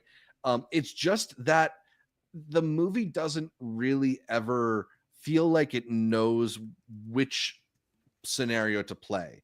Like there's a Okay. bit about infidelity and sort of like excitement around new people, and then there's this other bit about like the the way that like suburban communities almost like silence violence in different respects. There's interesting ideas at play in this film, but they just ultimately feel really like hackneyed and underdeveloped. It's not a movie that builds on itself and gets more interesting. It's just a movie that does new things, and I found it to be pretty boring. I found it to really kind of overstay its welcome, and yeah, it just didn't cohere to me at all. Yeah, and it sucks because Mimi Cave, who we recently, not at South by, but at Sundance a couple years ago, saw Mid a pretty fresh, yeah. decent film, I thought, with Fresh. Yeah, I can't it was pretty remember. good. It was decent. Yeah, this I, one I wasn't went three brutal. stars on that one. I like the actors that were in here. Yeah. I don't know. It felt like this one was probably going to be a bit more because that cast is good, bro. Cast is good. You might be deceived though, because Rachel Sennett is among the cast members we get excited about. She's got exactly like 3 lines of dialogue in this movie. I'm pretty convinced that she had a scene or two that was left on the cutting room floor, because I can't imagine they'd fly her out to the set just for that One that scene. little part. Wow. Well, Yeah, I'll, but it's underwhelming. I mean, Matthew McFadden is basically doing a more like Midwestern version of Tom Wamsgams. Your guy Gael is always solid, although he looked he's good. kind of, I think he's kind of given a weird character to play that's also underwritten. Hmm. I don't know, Well, we got better Nicole Kidman, we got better Gael, and we got better Matt out there. right? Always better Rachel Sennett. Stinks to see this, but at least it's a Prime movie. So, for those of you Yeah, who care to check it out, at least you don't have to leave your house. exactly. The next one, though, you would have to leave your house, even though it may be a little too controversial. I had someone ask me because obviously we covered this movie back when we saw it. Remind me, you saw the premiere, Sundance from what I remember. Yeah, 2023. I saw it afterwards. My bit's been, we saw this before Jonathan Majors became domestically known. And before he was in Creed and Quantum Mania and all that stuff, Hmm. this man did put up great performances in what I would say is Creed 3, Last Black Man in San Francisco, So The good. Five Bloods. And I had a comment, someone saying, like, oh, no, no, no, no. He recorded these movies before the incident. You're good. As if, like, the performance is going to change. Right, You don't right. got to watch a bit. Like, lying about your neighbor who you don't like, that their grass isn't green, is not how you live in this world at all. What's interesting about this movie that you do not need to support is the idea that this is a film that almost embodies, you see it right there in this frame in particular, the uncomfortable nature of what ironically people think Jonathan Majors is. A person Yeah, who can't, yeah. right? It's the weirdest movie to greenlight, and I think the only person beating him is what's her name, Blake Lively, with what we're gonna see in A Simple Favor. But you Mhm. know what I'm talking about here. It's crazy to want this to be your next movie. Yeah, no, I mean, this is a movie that in a lot of ways is sort of like a look at masculinity and this like desire to be seen in a certain Mm, way, because Jonathan Major's character plays an aspiring bodybuilder, but he's also a person who is not really very successful, and he finds that despite putting in the work and sculpting his body and sacrificing all these elements of his life, that he's not seeing the benefits from it that he feels like he's been owed by society. So it is a bit of an outsider movie. It has elements of I was Taxi ready. Driver to Yeah. it, has elements of Whiplash to it, it has elements of Eminem's Stand to it, weirdly enough. Good um pull. yeah, and I think there's interesting ideas there. I think ultimately the movie is a little bit sloppy in landing all those ideas. Like it maybe has a little bit too much on its mind, and Hmm. it sort of ends 4 different times because they're Yeah. they're trying to maybe have their cake and eat it too a little bit here. Hmm. The thing is that like Jonathan Majors is incredibly compelling in the performance, and we only saw this film back then, so it may be a completely different experience now, knowing that he has this guilty verdict for domestic violence. It puts the performance in a completely new light, and one that I'm Completely. sure is pretty uncomfortable, given the places that this movie goes. Though it might be a film that feels more 4D because of it too. Yeah. I think it just truly showcases something about Jonathan Majors because one of the other movies he had done previous to that was Devotion, which Mm, also had Glenn Powell that blew up, and they were on that rise, right? This was another movie where when I saw this one at a Q&A in Chicago, he really talked about the scenes that he films. He's pulling stuff from his past, like personal mhm, life. And in Devotion, there's a bit where he says all the insults that have been said to him as the military guy, they were the insults he's been told on set. mhm. So for Magazine Dreams, like, what are we doing here, you know? And there's part of it that I find fascinating. I mean, you and I cover art, films. We know directors, filmmakers, all these different people who come in and make these projects what they are. Sometimes they get more meta. Sometimes they come from filmmakers like Elijah Bynum, who was about to get a big push from this film. He is the writer Mhm. and the director. He had previously done a movie with a little guy named Timothy Chalamet right before he blew up. Timothée. Blew up without him. Yeah. and this blew up in his face, bro. Mm, I do think the script is very smart. I think it becomes, like you were saying, messy. I think it becomes even more uncomfortable when you have to see the movie without the baggage that comes with it, and now even hmm. more so, how is that avoidable? Um, Right. I'm curious to see how this does, not in theaters, but when it comes back home, because that's probably when you're going to see people tap into it, and it is an interesting story. I want to give a shout out to Haley Bennett, who's in the movie as well. She plays a Hmm. very interesting character as the I want to say store clerk, who he kind of has a crush on.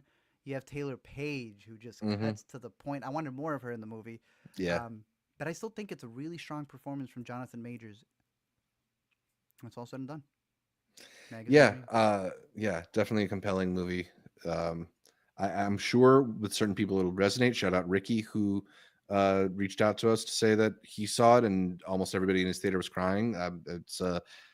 It, it's a rough movie at times, It but is a rough movie, yeah. yeah. I mean, What'd you go you on know, it? I think I got to double check. I think I went 3 stars on it. The ending, you were either giving the ending the benefit of what it could be, or, like you said, it ends way too many times. And Yeah. now with what's happened, I don't think the movie will have that. Like, no one's going to give it the benefit. But you never know. No. Sometimes, Johnny Depp stuff, people come in, they don't even care for the guy, but they want to root for something, which is another Right. story. Magazine Dreams, out in theaters. If you're interested, give it a watch. As we do a quick little wrap up for movies that we've been mentioning, we've technically talked a lot about these movies from previous press, I should say festival stuff. Eephus, big thumbs Yeah. up on Eephus. Definitely worth catching in theaters. I've been calling this one the Sandlot Grown Up. The Hmm. Sandlot's like final game. And like I said, I got the Eephus head, got the Eephus beer, got the Eephus merch. Definitely worth it. Big thumbs up for me. Yeah. I saw somebody say that it's a movie that perfectly emulates the beauty of baseball, even when it's boring the way that baseball can be boring. You know me. I don't ever lie. Baseball is boring, and there's a beauty to that too. People don't want to scare Yeah. you away, but it is. That's a part Yeah. of life, because sometimes life is mundane. I Hmm. I like this movie a lot, bro. It's a really good I movie. I hope people give it a shot. It's a really beautiful little gem for sure. Mhm. I hope people. I'm sure people will resonate with it, especially baseball fans. It's playing at the Music Box. That's why I would recommend it if you're in Chicago. This one, I think, is playing in limited. Um, Yeah. and it is an A24 movie, so I can see them definitely putting it up on digital not too long from now. We both really like this one, and we've been discussing with people who feel different ways about the ending because it's got an interesting tone with it being Yeah. an international film. And a little But bit of it works. ambiguity as well too, but yeah, I think we both really enjoy the kind of like messiness that this film gets into. It Hmm. starts as like a awkward mannered comedy about grief, and then it gets into some like really serious stuff. And I think the way that it plays on these ideas of trauma, particularly within a Mm, family, and things that go unspoken and allowed that to right sort of there. manifest. Oh, I think it's really unique, and so it feels like every other movie is about trauma, but this is a unique entry point for right? that kind of discussion. I would And hate for someone yeah, to say this was like something else. Yeah. there's just a simmering tension to it that I found really effective. The push and pull of like how many people know about this unspoken thing, and what are the cycles that's going on here, and even how they bring in the guinea fowl metaphor, I thought was really smart. Hmm. In terms of how they're applying it to them, I think the performances are subtle but really profound, and there's humor in here, which I did not expect with such tough subject matter. But they'll do like lines that are really funny and quips. They even have some physical humor with the stuff that they wear. It's one to definitely have on your radar. Catch the trailer, and if it interests you, I think it's worth going out to the theaters to see. But if the trailer kind of has you a little confused, or you're someone who likes more of a clear cut ending, it's still worth a try. But maybe Yeah. wait at home. Yeah, I think I ended up going 4 stars on this one. I I'm really about to lock liked it in On right Becoming there. Enemy Fell. No way. There we Yeah, go, yeah, both yeah. of us 4 stars. Yes, Yeah, I mean, look, sir. to me, this is one of the early contenders for best of the year. I think there's something really interesting in how this film is put together. Yeah. The Not the type the you'd skip. mannerism, yeah, it's something that I really caught my attention. Hmm. There you go. Good job from the director, Rungano Nione. Mm, yeah, Good stuff. That's Unlimited. Definitely check that one out. Another quick shout out to Presence, which we were shouting out at the top, along with Soderbergh's other movie. This one is already at home, and I would have recommended it in the theater because we got to catch this one at Sundance. It's definitely worth uh, just the biggest viewing thing possible because Hmm. this man is at every nook and cranny for that. It's at home. Give it a watch. I think it's interesting. It's a very interesting movie. Yeah, for sure. I like that one. Oh, flip on horror too. Another one from South by last year, my dead friend Zoe. A decent little pick that we got the premiere of that rolled out into theaters. Obviously, we're covering the last 3 months. This is now out on VOD, and I think that may be the best place to catch it. When this hits streaming, I think I could see it doing a couple of numbers. Um, Yeah, I mean, it's like Everyone's good. a totally, and it's also like a very like low key emotional wallop of a movie. Like Yeah. it's a movie that will sneak up and leave you in a puddle of tears by the end. Yeah, because it's a movie dealing with vets who are coming back home, some who have been home for a while, some who are dealing with the PTSD freshly, and we have so many of those stories. So when you have one that's able to add a lot of heart, humor, and Yeah. even a bit that you see off the trailer on what the gimmick is supposed to be, it still ends up being effective because Sonique was great.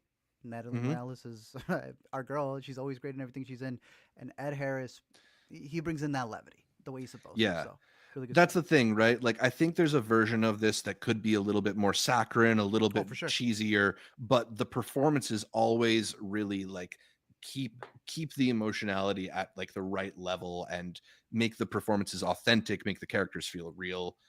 I like this one. Yeah, I got to give a quick shout out right there for, let me back it up over here. Morgan Freeman also just appears in this movie because Yeah, why not, right? He has like a right? little moment as I think the person running the therapy, and then Utkarsh, bro, he was really good in this Yeah. movie as well as the person who tries to like really ground her back home, um, as she's dealing with stuff. But my dead friend Zoe had a limited run in theaters, but is available at home. I'd give it a thumbs up. The next one is one I want to discuss with you really quick because I know you saw it in New York. Yeah, New York. I got to catch a screening of this with the Okay. director there as well.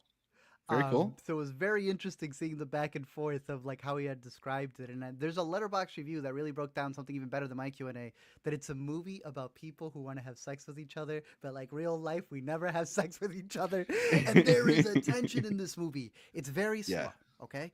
But I Yeah. ended up really resonating with this one because you follow these characters in the craziest way possible after an incident happens where everyone is trying to not necessarily cover it up, but trying to figure out what it is, and if the person who they think is guilty may be guilty, are they willing to impose what the title says, which is mercy, in their own way?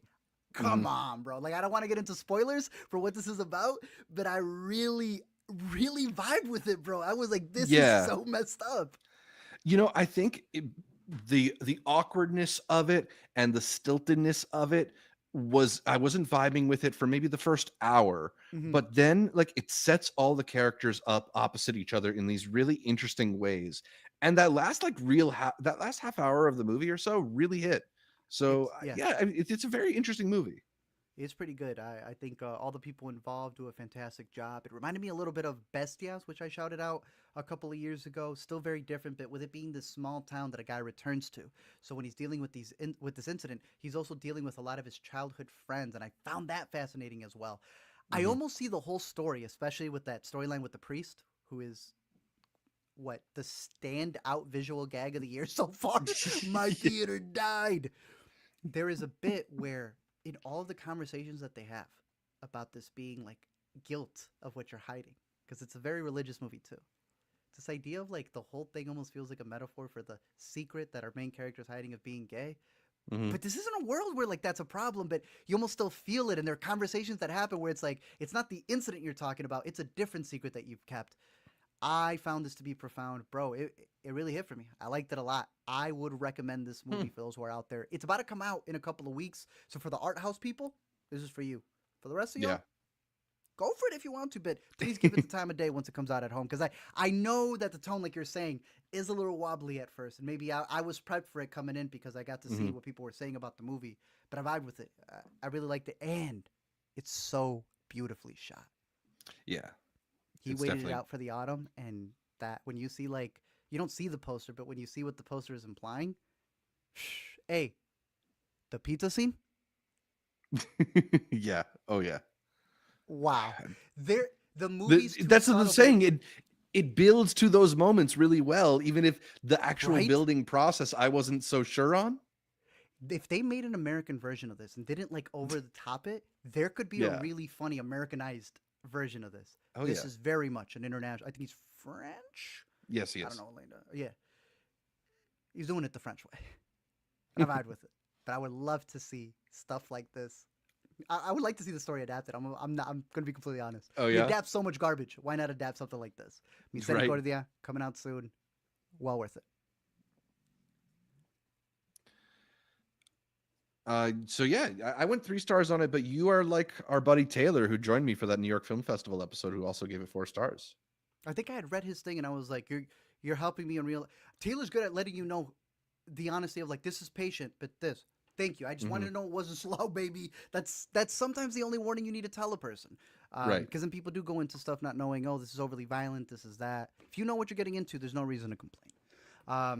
I see right now we got Abby. He's talking about White Lotus.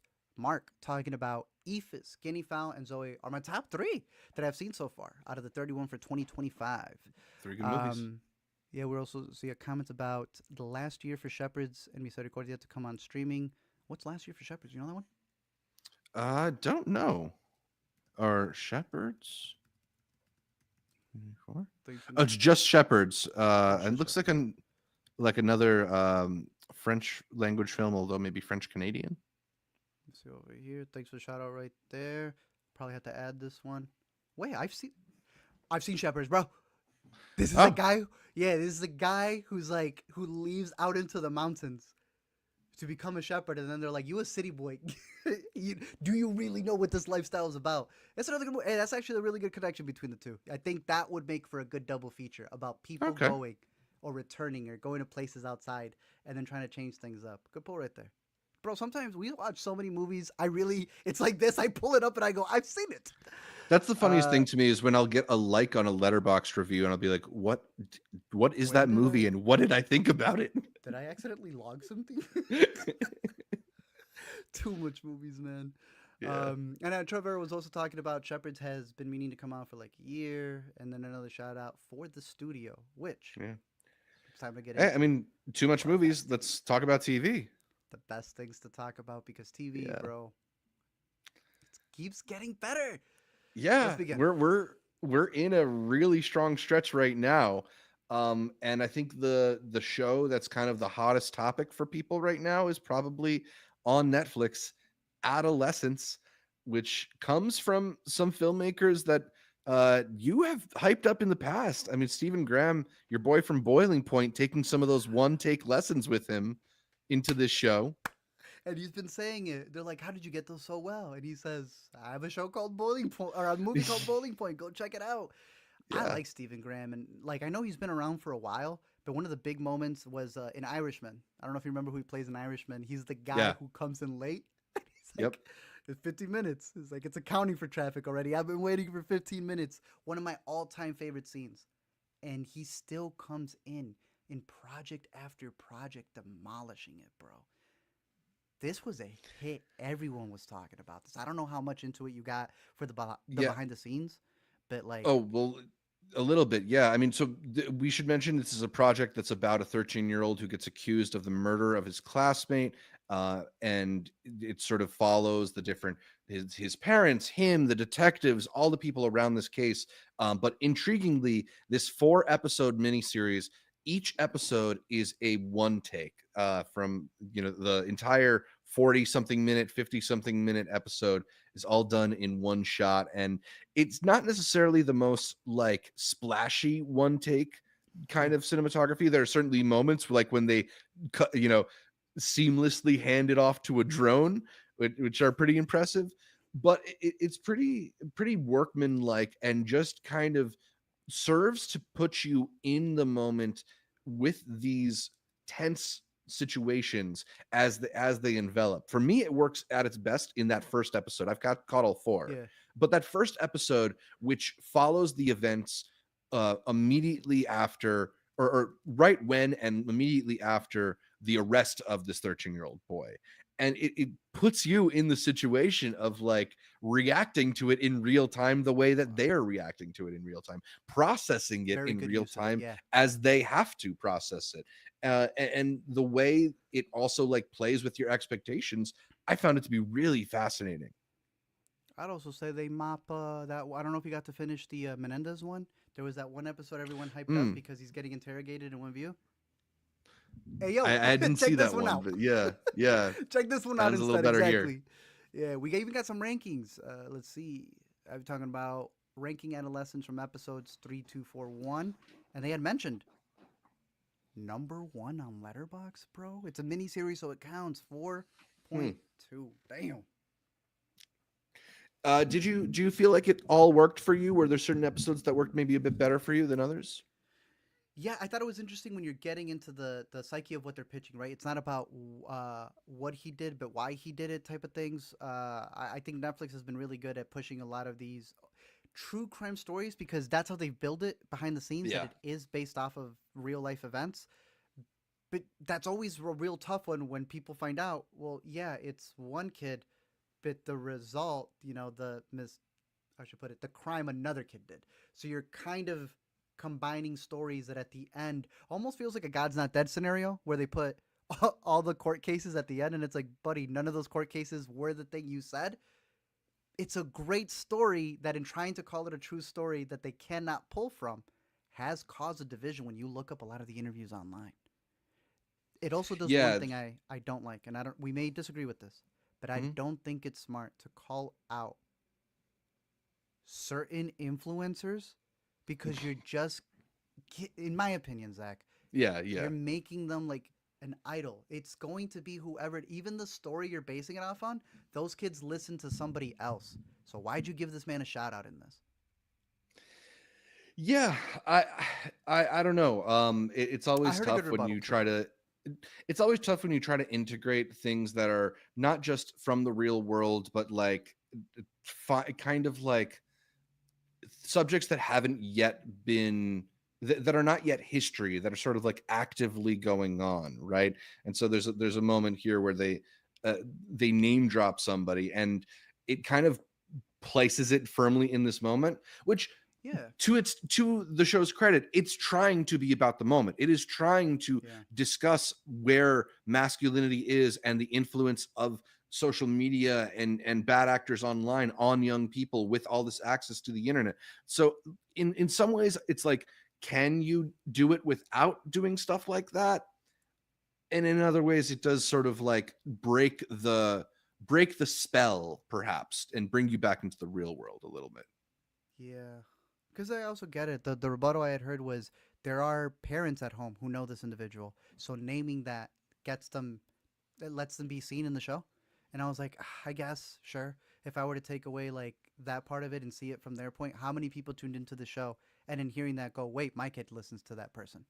Right, right. I And that's the guess. thing, right? There's nothing Yeah, that's black yeah, and white in situations like this. There's going to be positives and there's going to be negatives. yeah. I'll wrap up with this. You know, in the Electric State, which we're not covering here, the book had a lot of ads, and all of them Right. are fake companies because it's talking about how bad they are. Which is why your boys, the Russos, decided to do what, Zach? They came and just the original non-real companies became real companies so that they can make money. And Yeah. sometimes I worry, like, why can't we just make up the individual instead of shouting out the individual? Because Right. if they are everything we think W- they are, they're nasty enough to be like, this is a shout out, nothing else. We The saw a juice film around. at South by Southwest recently in which a character is pretty explicitly like an Elon Musk representative, but they're not literally named Elon Musk, and we all get the point. I know exactly what you're talking about. Yeah, Yeah. I remember on the screen. Yeah, yeah. Adolescence overall, though, like I've been telling you, I've always said I don't care if you've got problems with it behind the scenes or anything else. You cannot deny the filmmaking at bay. You like the kid? Yeah, I Rocking mean the he's kid? giving an incredible performance. Yeah. What's The he got, bro? I think this is it. I think Owen Cooper is his name. A fantastic debut. What's going with your girl? Emerald Fennels. Wuthering Heights. Ugh. Yeah, no, I think I saw it. He's playing who's the male lead of that movie? Jacob. Lordy. Yeah, he's playing young Jacob in Young. Wuthering Yeah, Heights. you are right. Yeah. Well, big pickup for him. Great role here. And a great series overall, even with how messy it gets behind the scenes or whatever else. The point Hmm. is to cover stuff like this. Yeah. And yeah, I'll tell you. Scariest part about having kids is garbage like this, bro. So, damn. Yeah. Jeez. Adolescence. Big thumbs up, right? Good luck with all of that. The best one, and we can only do a pilot preview. Zach keeps telling me, boy, don't mention anything past an episode, and it's so hard. There is an actor who came out. I can't even say the team. There's an actor who came out for the celebrity that came out for an MLB game, and I went, wow, I am so excited to see you in this show. The studio. Zach, you finished it, so do you have a star rating? I think, I mean, man, I'm definitely going like 4 or 4.5 for the first season. It's an incredible season of television, and it's so up my alley. You know, I hadn't thought of this when we last talked about it, but the show that it reminds me of the most is the Larry Sanders Show, because it's a similar like behind the scenes of showbiz with great cameos from people who are willing to take the piss out of themselves. It's a show that's not necessarily like cynical, although it is a little bit of like popping the balloon of the glamour of these showbiz shows, but it's still like sees the power and ability of the power that media has to be this thing that we all come together around. Yeah. It's got aspirational elements to it, even if it is farcically silly. I love this show so much, and it also helps that like it's got incredible cast giving incredible performances. Some of the most insane cameos as well. Yeah, Guest performances, I guess, right? Because it's even more like they play pivotal parts in each one, almost like a not Seinfeld, but Curb. When people come in, it's like you are the talk of this episode, and it's crazy because many play themselves. I think this is nearing a 5-star show for me, and I'm 2 away from meeting you there. It is a show I want to rewatch so damn badly, bro. Oh yeah, and like you were saying, I think it's a show that while it feels like it's taking the piss, we just had mentioned Last Black Man in San Francisco. One of the best lines in that movie is, "You can't hate something unless you love it." Unless you love it, hate comes from love in this damn show, and it feels like real people. It doesn't feel like a producer trying to fabricate what us movie lovers like. There are characters in here where I swear there's some of you inner cuties, baby. Like I see some of the people there and they talk like you and I, Zach. Yeah, it is so rare to get a show like this. Let's go. You were always saying The Bubble. The franchise. Yeah, all these things that are seen it, but like but all these things that are trying to sort of get at the idea of this behind the scenes of Hollywood and burst the bubble of it while also celebrating it. It just feels like the alchemy hasn't been quite right until this. And look, it's not the most like cutting satire. It's not like they're telling us anything we don't already know about how Hollywood works. But it is still like they're finding fun nuances in it. It's a situational comedy set against the backdrop of the bullshit that Hollywood is constantly doing. And I just think it's like it's really sharply funny.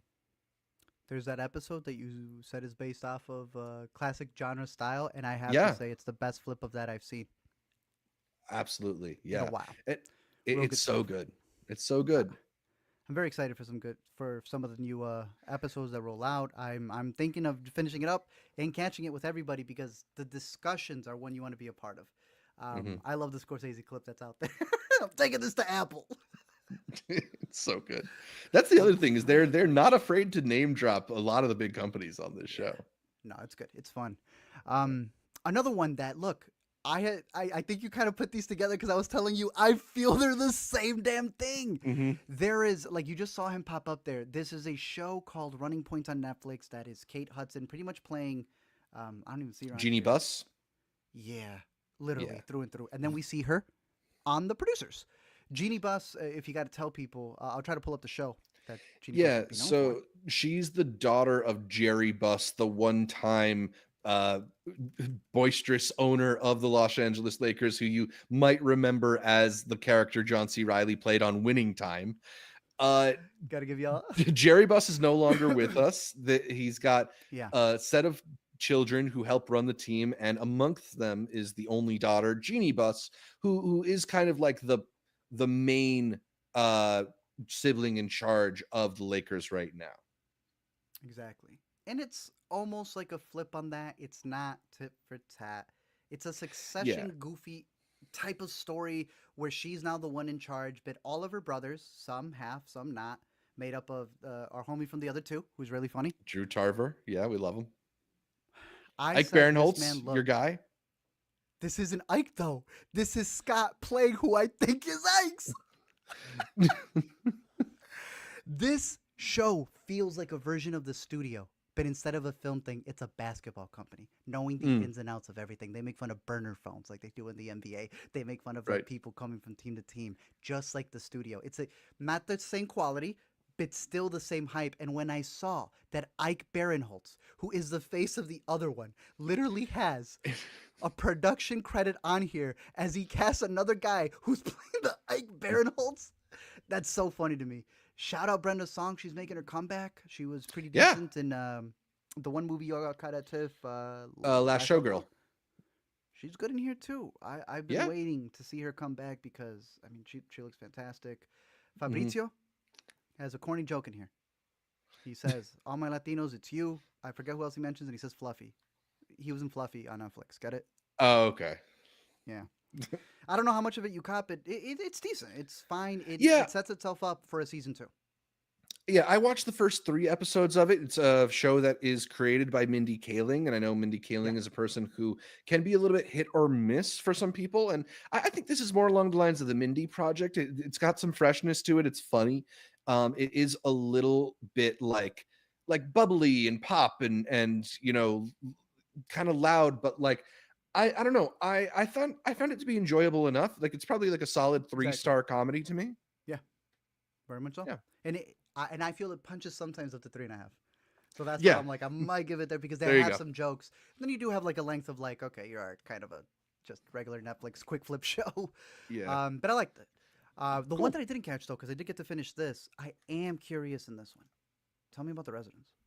Yeah, so The Residence is a new show from Shondaland, Shonda Rhimes' production company, although she's not the actual writer behind this show.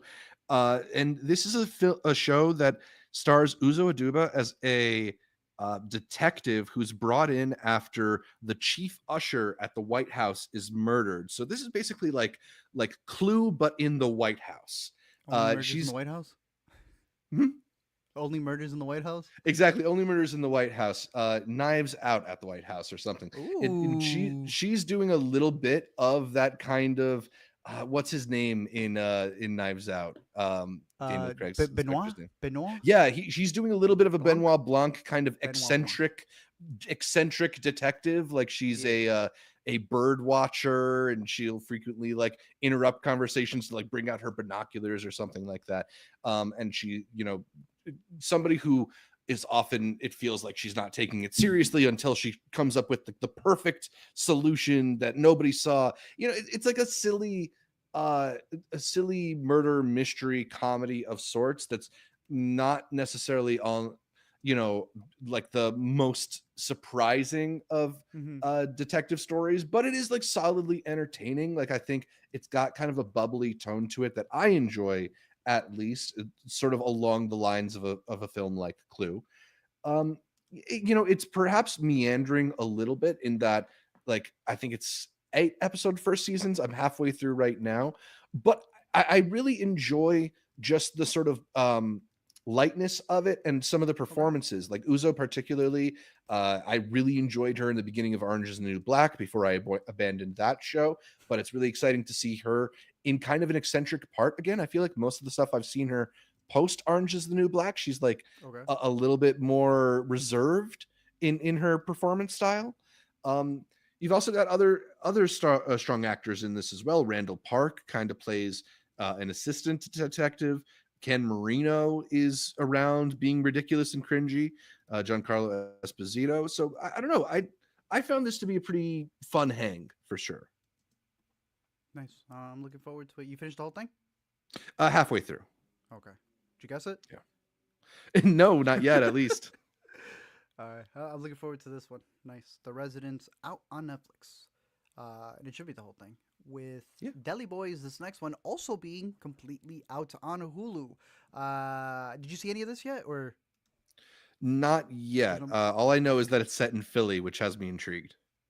Hey, they go fully in there, bro. The idea is supposed to be that these two brothers share what their father had, which is one has the gut instinct, the other one is very smart, but don't have that. An incident happens with the show you. I don't want to spoil it because it's actually more violent than you expect it to be. And they play it off as like humor. The idea is that the deli that they end up getting after their father passes ends up being kind of a front, and that's why they were always very rich. And they realize that their aunt, who's right here up in the front, also make sure I get her name. Did you know for this actress who's been in like so many different things, uh, her porna's Instagram is pornography? That's the Solid. type of humor she's got on this, bro, because she's Cool. always been funny in everything she's been in, and she's the badass aunt who comes in to really take over the family crime business. It's good. It's shot very well. Maybe not all the jokes hit. They really try to stretch the characters for who they are, but there's a lot of nuance in the film, especially with the type of business that they're running. The guy on the left, I don't know him too well, but he actually worked at a convenience store. So every time in the show, he's fixing stuff, not because he was told to, but because he's the only one who knows how to run the place. Um, and I think it builds to an interesting finale with the characters and ends up being a decent crime comedy watch, even if it is something that you have on in the background. Hulu tends to cancel these a lot, so Mhm. maybe don't get too invested in it. But they tend to at least run it for 2 or 3 seasons, and Yeah. it is a decent one. It premiered at South by. I liked it. Cool. Nice. I'll have to catch up with that one. Seems like a fun hang. Yeah. I would say it also gets better. Another quick one over here was Long Bright River. You were talking about Philly, bro.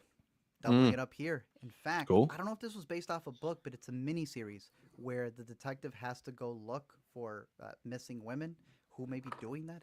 Is it someone in Philly? Is it someone in the police force? Who could it possibly be? But bigger than that is how much of this case also intertwines with her past and her long lost sister. Everybody in the show is really good, and then my girl forgot to do the Philly accent. Her sister in this show has scenes with her where she is on that Philly accent, and then it's Matt Ooh. Seyfried. Hidden her Mundies and her Wooders. Not her. Everybody else, though. There are Yeah. scenes where the accent work is so good, and nobody outside of you and me is going to watch it and go, well, she's not doing it. Only you and I would notice things like that. Yeah. Someone did actually question, like, why didn't you go for like a Philly person? And they did say the whole thing was supposed to be unknowns, but her team really fought for it. Interesting. Good team, I guess. If you ever needed the Yeah. behind the scenes, there are some roles meant for smaller actors, and sometimes they get, I don't know what, Amanda Fried. They get gentrified Yeah. over here. But hey, she does a decent job in it. I can see how a better, more like character actor would have done it. But it's an interesting story, bro. And it has a lot of twists and turns. So if the premise really intrigues you, I don't want to say any more than that. It's playing on Peacock, and all the episodes are out. So she's maybe not quite as good here as she was on the Dropout. Dude, is literally what I was gonna say. She was designed for the dropout. That's why those Yeah. memes will always be released when she comes in dancing. That was her Emmy, dude. Yeah. I know that. Yeah, like she took this role. That was your Emmy, bro. I'm sorry. So good. Hey, as long as we're just on a run of talking about shows set in Philly, I don't know if you've caught any of Dope Thief yet, which is over on Apple TV No, I'll pull that Plus. one up.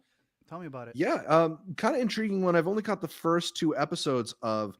This one stars our boy Brian Tyree Henry and your guy Big Wagner name for that. Mora as a pair of friends who are posing as DEA agents in order to rob drug dealers, and they end up in a situation a little bigger than they expect. Yeah. It's a pretty entertaining crime show that is really elevated by just having 2 incredibly charismatic actors at its center, particularly hmm Brian Tyree Henry, who is just always worth watching when he's on screen. He's not bad at all. I caught a little bit of the first episode because we Yeah. were going to South by where I think this showed. So I have to catch up on it. Yeah, I believe. Yeah. But I think the first couple episodes are out now, and it's one that I'm going to try and circle back to as series like The White Lotus and Severance start wrapping things up. Yeah. Oh, good stuff. All right. Yeah. Excited for that Philly, bro. Go Yeah, Birds. having a moment. Go Birds. Oh, this next one over here has wrapped its season 3. I have yet to wrap its season 2, and I just want to Ooh. know: is it a safe space to give opinions on this show? Because I always feel people are getting yelled at for the finale Yeah. of 2, and now for the finale of 3. Yeah, well, I saw people like gave the finale of 3 like some of the highest ratings on IMDb or something I like that. I It's saw like, Ozymandias come out from Breaking Bad, and they were putting screenshots. Yeah, it's like a that's big words. yeah, I mean, look, I'm not finished with season 3 yet, so I can't comment on the finale specifically. I kind of feel low that like Invincible is for the most part doing what Invincible always does. Like it's Hmm. a superhero story that holds no bar and takes no prisoners and doesn't really waste time or pull punches. Like it's a show that is willing to go there and willing to sacrifice people. I think maybe in season 3 you're seeing a little bit more of like, well, there's certain characters we don't quite want to get rid of, so they'll be the ones who make it through. Yeah. But I still find it to be one of the few superhero properties out there that feels like it's really trying to separate itself from the tone that everybody else is doing. So I enjoy Hmm. it. It's not necessarily like a show that I'm rushing out towards, but I'm still enjoying it. Nice. I got to catch up with this one. I was a big fan of the comics, so Yeah, I I know a little bit know. of the storyline, Surprised you're and so not caught up on it. I know I got to catch up on this one. But is the animation still good? I know that was like a couple gripes in season 2. Yeah, I mean, like I'm not somebody who's particularly picky about it, and I know people who are more picky about it who have issues with it. But I think the show looks good. It just also you can see the places where they're maybe cutting corners. I'm gonna have to hop back into it. But let us know your thoughts on Invincible, good, bad, all that in between, because Yeah. this next one is nothing but good, good, good, good, good. And I know Zach. I know. I also need to catch up on this one. Tell him. I love the Pit. I love everything about the Pit. I love everybody on the Pit. This is my show of the year so This man far. took a break at South by to watch more Pit. He Yeah, took a but there was a break new from one. his I haven't eyes. seen what happened to my guy Noah Wiley. What better recommendation, man? What better Yeah. recommendation? Well, I'll say this: this is the only show this year where I've rewatched every episode, and it's a show that I'm just really loving being in the middle of, and maybe that makes me a little bit weird. You know, I was trying to pitch this show to somebody this week, and it did occur to me that like shortly after COVID broke out, one of the things that I watched and brought me some comfort was the movie Contagion from our guy Steven Soderbergh, who we mentioned earlier. Okay, yeah. Not exactly the most I see like what you mean, though. Yeah. comforting watch, but sometimes, you know, you can see something super stressful and it just takes you to a different place, right? And so this is a show that's set entirely in an ER. We've talked about it weeks and weeks ago. Mhm. But every episode is another hour. It's almost like 24 in the way that its episodes are structured. So you're, as the season moves along, you're progressing through this one extremely chaotic 15-hour shift that our guy Noah Wiley is on. Mhm. But I think what the show just does really well is immerse you in this world and with these characters and seed all these different stories. So there's constantly things happening and things to learn about, whether you're learning about a new medical procedure or you're learning about the relationship between Langdon and Mel. You're just kind of there's always something that the show's giving you. And the way it's paced is so excellent too, because they'll often do this thing where the last line of one scene is being responded to in the first Ooh. line of another. If you know what I'm talking about, that sort of interstitial scene writing that's so excellent. Okay. Um, yeah, it just like it has an energy to it. The characters are really good. The acting's really good. I'm just really immersed in it, and I think like it all sort of built to episode 12, where so many of the elements that were planted throughout the first season sort of came to a head. And that episode 12 is maybe the best hour of television I've seen all year. I was stunned watching it. I'm so in awe of the show. TV is back. Episodic television is here, and it's not going away right now. I don't know if you heard, Max is trying to put one of these out every year. They're already at I work don't on get that. season You're not 2. worried? And I don't know, man. I mean, so far they've given me no reason to be worried. That fast, bro? They're not essential workers. We used to do this. We used to make TV in We this did. country. We used to. Yeah. Hey, they're making TV great again, Zach. The Pit. You said you were what? Oh, pit pilled. I'm thoroughly pit pilled. I gotta get pitted, bro. Yeah. I'm gonna catch up to Get it. in the pit. The first one was great. We ended up going on the road. Yeah, It's yeah. everything. Oh, the last thing that we had said. Well, go for it. I'll say this: everybody that I've recommended it to has burned through the episodes. Like, it is an extremely bingeable Yeah. property. Partly because it's not like it's never that complex either. And I'm not saying Yeah. that to say that it's not like it's not an interesting or smart show, but I think it's all really like on the screen for you. You don't have to search Reddit for the theories on this show. That's what you mean. Yeah. You get what you're locked in for, and that's my excuse, Zach. It's that I know I will waste 10 hours immediately, so I just haven't found them. Yep. Well, my pitch for you, where I was saying, is this going to be that show, the Stanford Prison Experiment, Band of Brothers, the bit where Mm. people look back like they have for Once Upon a Time in Hollywood and even Lincoln this past weekend. Hopefully this loads, where a lot of these faces that you may not know will end up becoming. I mean, look at this, bro. They're so faceless. Yeah, I mean, I There do they are. think so. Yeah, Shabana Aziz is an actress that we were talking about at South by Southwest. She's Yeah, she so for short. remarkable on this show. Mm-hmm. Garen Howell, who's next to her, Yep. is also like Nice. every scene he's really interesting. I do think this is a show that's going to break a lot of actors. Taylor Dearden, who we were talking about, Oh, is Bryan Cranston's daughter, has been, I think, the crazy. breakout for a lot of people. Her character Hey. Mel is just so interesting. She's making such interesting choices with how she does the character. I like it a lot. Speaking of nepo babies, Fiona Dourif next to her Right on here. IMDb. Yeah. Who? I love her on the show. She plays McKay, one of the more like moralistic, hard-nosed doctors. Okay. I just found out recently that her father, who is also President guest Biden. starring, that would be crazy, who's also guest starring as her father in an upcoming episode, is the voice of Chucky. Wait, what? Is it Bruce Dourif or something like that? What? That's so funny. Why? I don't know, but it just makes me happy to know. Interesting. Wow. Yeah. Hey, good for her. Yeah. Good on them. I wonder, was she even in a Chucky movie? That'd be funny. Bro, she's in a Chucky movie. That's so Family Affair. funny. She's in a TV series, I should say. There you go. All right. Hey, I'm all in.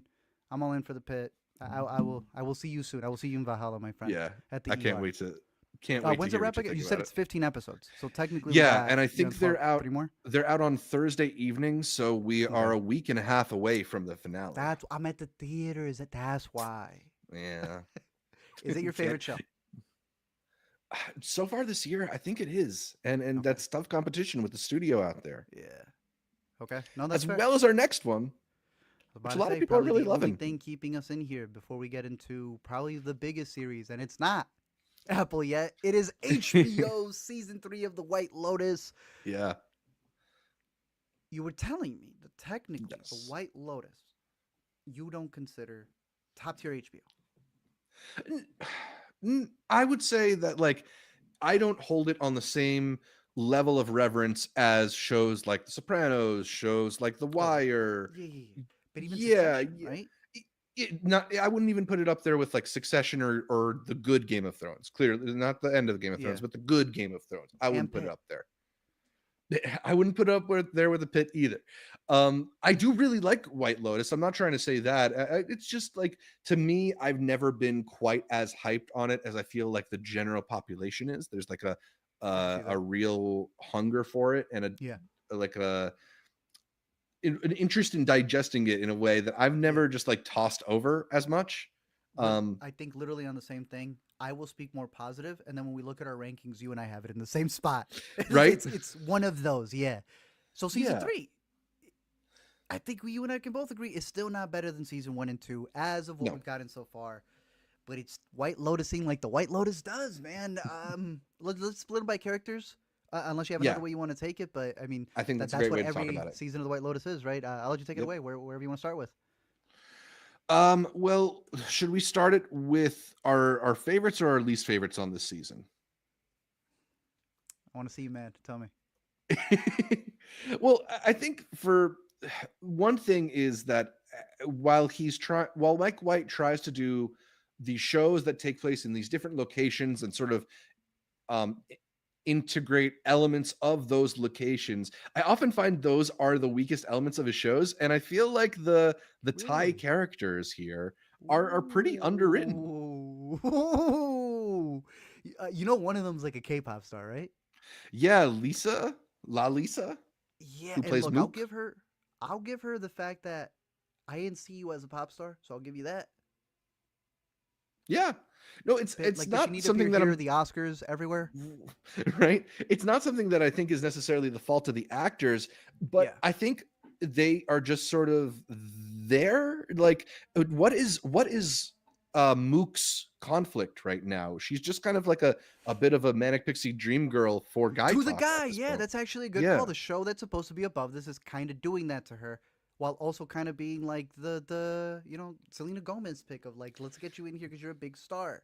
Hmm. Even Mook, it's like, what's going on there? One thing I actually want to ask you about that, because Yeah. it only happens with their characters. What do you think of that subtitling? Oh, I really dig the subtitling. Just to give it a Interesting. little praise. You're not a big fan of it. Sometimes I find it a little hard to read, but it's That's the only thing I stylistically it's have. cool. Yeah. It blended into me. I guess the best way to compare the subtitling is like the new song. We all felt we were missing the ooh, and then you Yeah. hear it enough and you go, yeah, there's a reason this guy's got all these Emmys. It's Yeah. still good. He knew what he was doing. It's just Yeah. different. It's just different. I was taken aback at first, and I was like, why is this like covered? Like you have the text in the background, but it's opacityed out. At a certain point, yeah, it just blended in. I wasn't even complaining about it. So I can't say too much, but it's new, Right. and I like that. I It's liked it new. while I didn't love it. It was something I hadn't seen before, and that Yeah, intrigued me. for What other sure. characters from there? Let's talk about Timothy Ratliff, the patriarch of the Ratliff family, played by Jason Isaacs. I think he was the character who maybe stood out the most early, given that he was the one who was most immediately in conflict over his impending legal troubles from insider trading, I believe it was.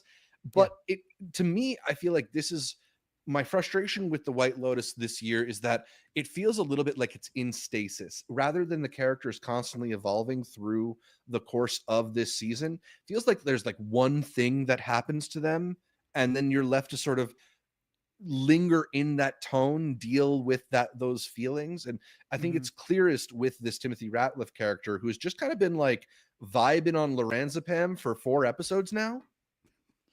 Do you not like that?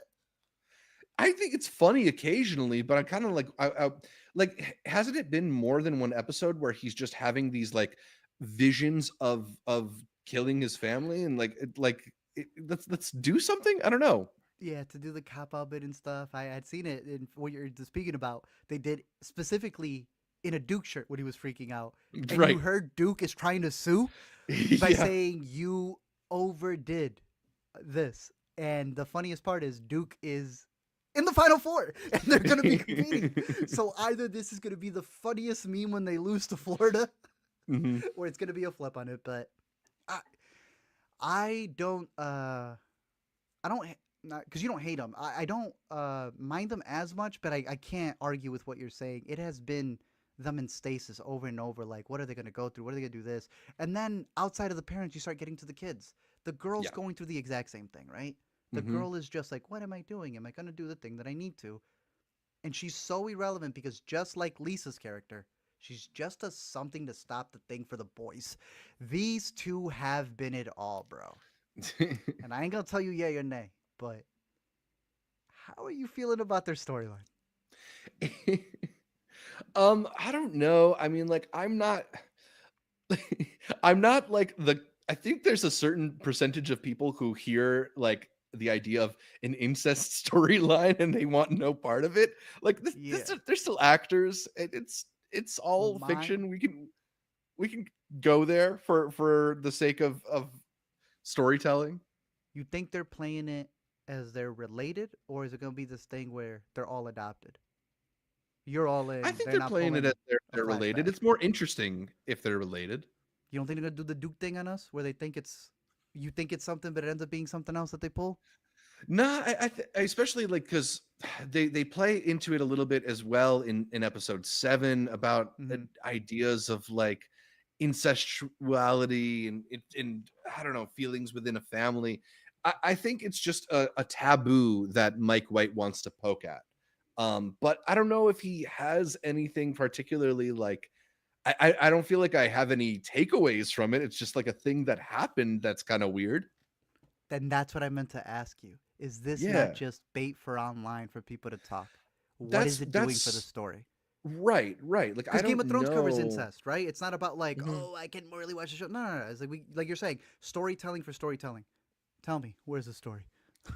Right. Like is It's it a just a moment bit, that's right? designed to get people talking? Yeah. And I Exactly. don't know. It might be Brother because is blank, and I'm that's it. And I've seen that everywhere. mhm. They're not bad actors though. So to really actually No. get into the performances, Sam's been doing some interesting stuff. The way he's playing between his sister and then what he's trying to do with his brother, who I think has been. I'm not gonna go as far as say revelation, but Yeah. Patrick, you have the chance to take over what Army Hammer left behind. Patrick, don't ruin Oh, it. that's a great comparison. Yeah. The Ultra He could be a Chad good. dude. Yeah, he could be a good nepo kid who comes in and does what they need to do. Have this Yeah. rigid look. This, yeah, I'm that guy. Come Yeah, on, man. Ultimate Guys guy. Let's go, bro. And he's already doing some crazy stuff in the show. So he's Mhm. got that acting bone in him. I want to see that. He's not Yeah. getting what's Eastwood's kid? What's Eastwood Jr.? Oh shoot. Scott Right? Eastwood? Yeah, Scott's just been trying to do the same thing and now, the ship's kind of sailed for him. Yeah. Patrick's already taking interesting written roles. So he could Mhm. take the cliche stuff like his dad later, but he's already making a nice jump. I'm not saying he's the Yeah. best, but he's been decent so far. Yeah, for Um sure. I know what our I favorites like are. yeah, yeah. I But mean, before we get there, yeah, you were going to say? I was gonna say, yeah, I do like some of the stuff with Belinda, and Hmm, her son and her exploration and stuff. yeah. It's also not like it started in a not very like exciting place, but it's picking up for sure. Mhm. That was cool. I thought And I they had a like cute Natasha moment. Rothwell. Yeah, Natasha's good. Oh, the other two that we would have is this like quadruple Oh, between right. Amy and her man's My guy the Walton Goggins, yeah the who's poor on movie every Walter. TV Great, show now. every single damn TV show. He ain't falling out of nothing over here. He's great. He's good Yeah. because I'm actually more forgiving when they don't really do much with him. I'm looking for a guy. See, that's the Sure. thing. I think their storyline has the same issues. It's like it's a lot of repeating, it's a lot of staying in the same place, it's Mm-hmm. a lot of mood rather than action. But I think these two might be my favorite performances on the season outside of that group, Ooh. outside of that Oh, group group of outside of the group. Okay, that's fair. yeah. Completely. They're also like you guys are kind of crazy, but I'd rather hang out with you than that creepy family. Yeah. So Amy Lou yeah, Wood there's that. particularly is not an actress who I was familiar with, but who is so charming on this show. I know from Sex Education, but she has just taken it away here, bro. Yeah. She is probably like you're saying the character to connect with the most. Like Mhm. you're delightful, what you go through, all that good stuff there. Because then she's got almost like a counterpart of another girl married to a very rich guy. That being played by John Grease, who you were reminding me that he was in previous seasons. So they're starting to do that White Lotus and anthology really intertwined type thing to get Yeah. away with it at the Emmys. Um, I don't see his partner on here really quick, but she's also been a character actress for a lot of older stuff from back in the day. Um, I haven't seen the last episode, but what have you been thinking about how they've mixed storylines from before, specifically with like John's character, Natasha, who kind of has to deal with that? Do you care Yeah, I about that, or mean, you just want new stuff? I don't mind them bringing in some of the elements from previous seasons, and they haven't been doing it in a way that's too distracting. I think the thing is though that like um it would feel a little more of a piece if there was a little more going on. And because I don't Mm, think there's a lot going on, it really stands out as like the major anvil hanging over the show. I can Um see that. yeah. But then we get to the Should we best ones. yeah, are you agree with me that the like girls trip is probably the thing that's working best about this show right now? When I saw all three of them come out and I had no idea they were in the show, I went, "Oh dang, Michelle Monaghan!" Like, oh, she's pretty good. Carrie Coon, I'm Carrie in, motherfucking bro. Coon. I don't think I've quoted anyone more in the show than these three. There's a line. Mhm. Why am I blinking the middle one? I'm being disrespectful to her. What's her name? Leslie Bibb? Yeah, Leslie Bibb been around for a while. She's a big comedic actress as well. There's a line where Yeah. she says about like niceties with Carrie Coon, where she's like, "No, I know you want to express your mind and your Mrs. Truth and everything, but sometimes it's also really polite to just keep it." Yeah. And their whole dynamic 10 out of 10. Yeah, 10 out of exactly. 10.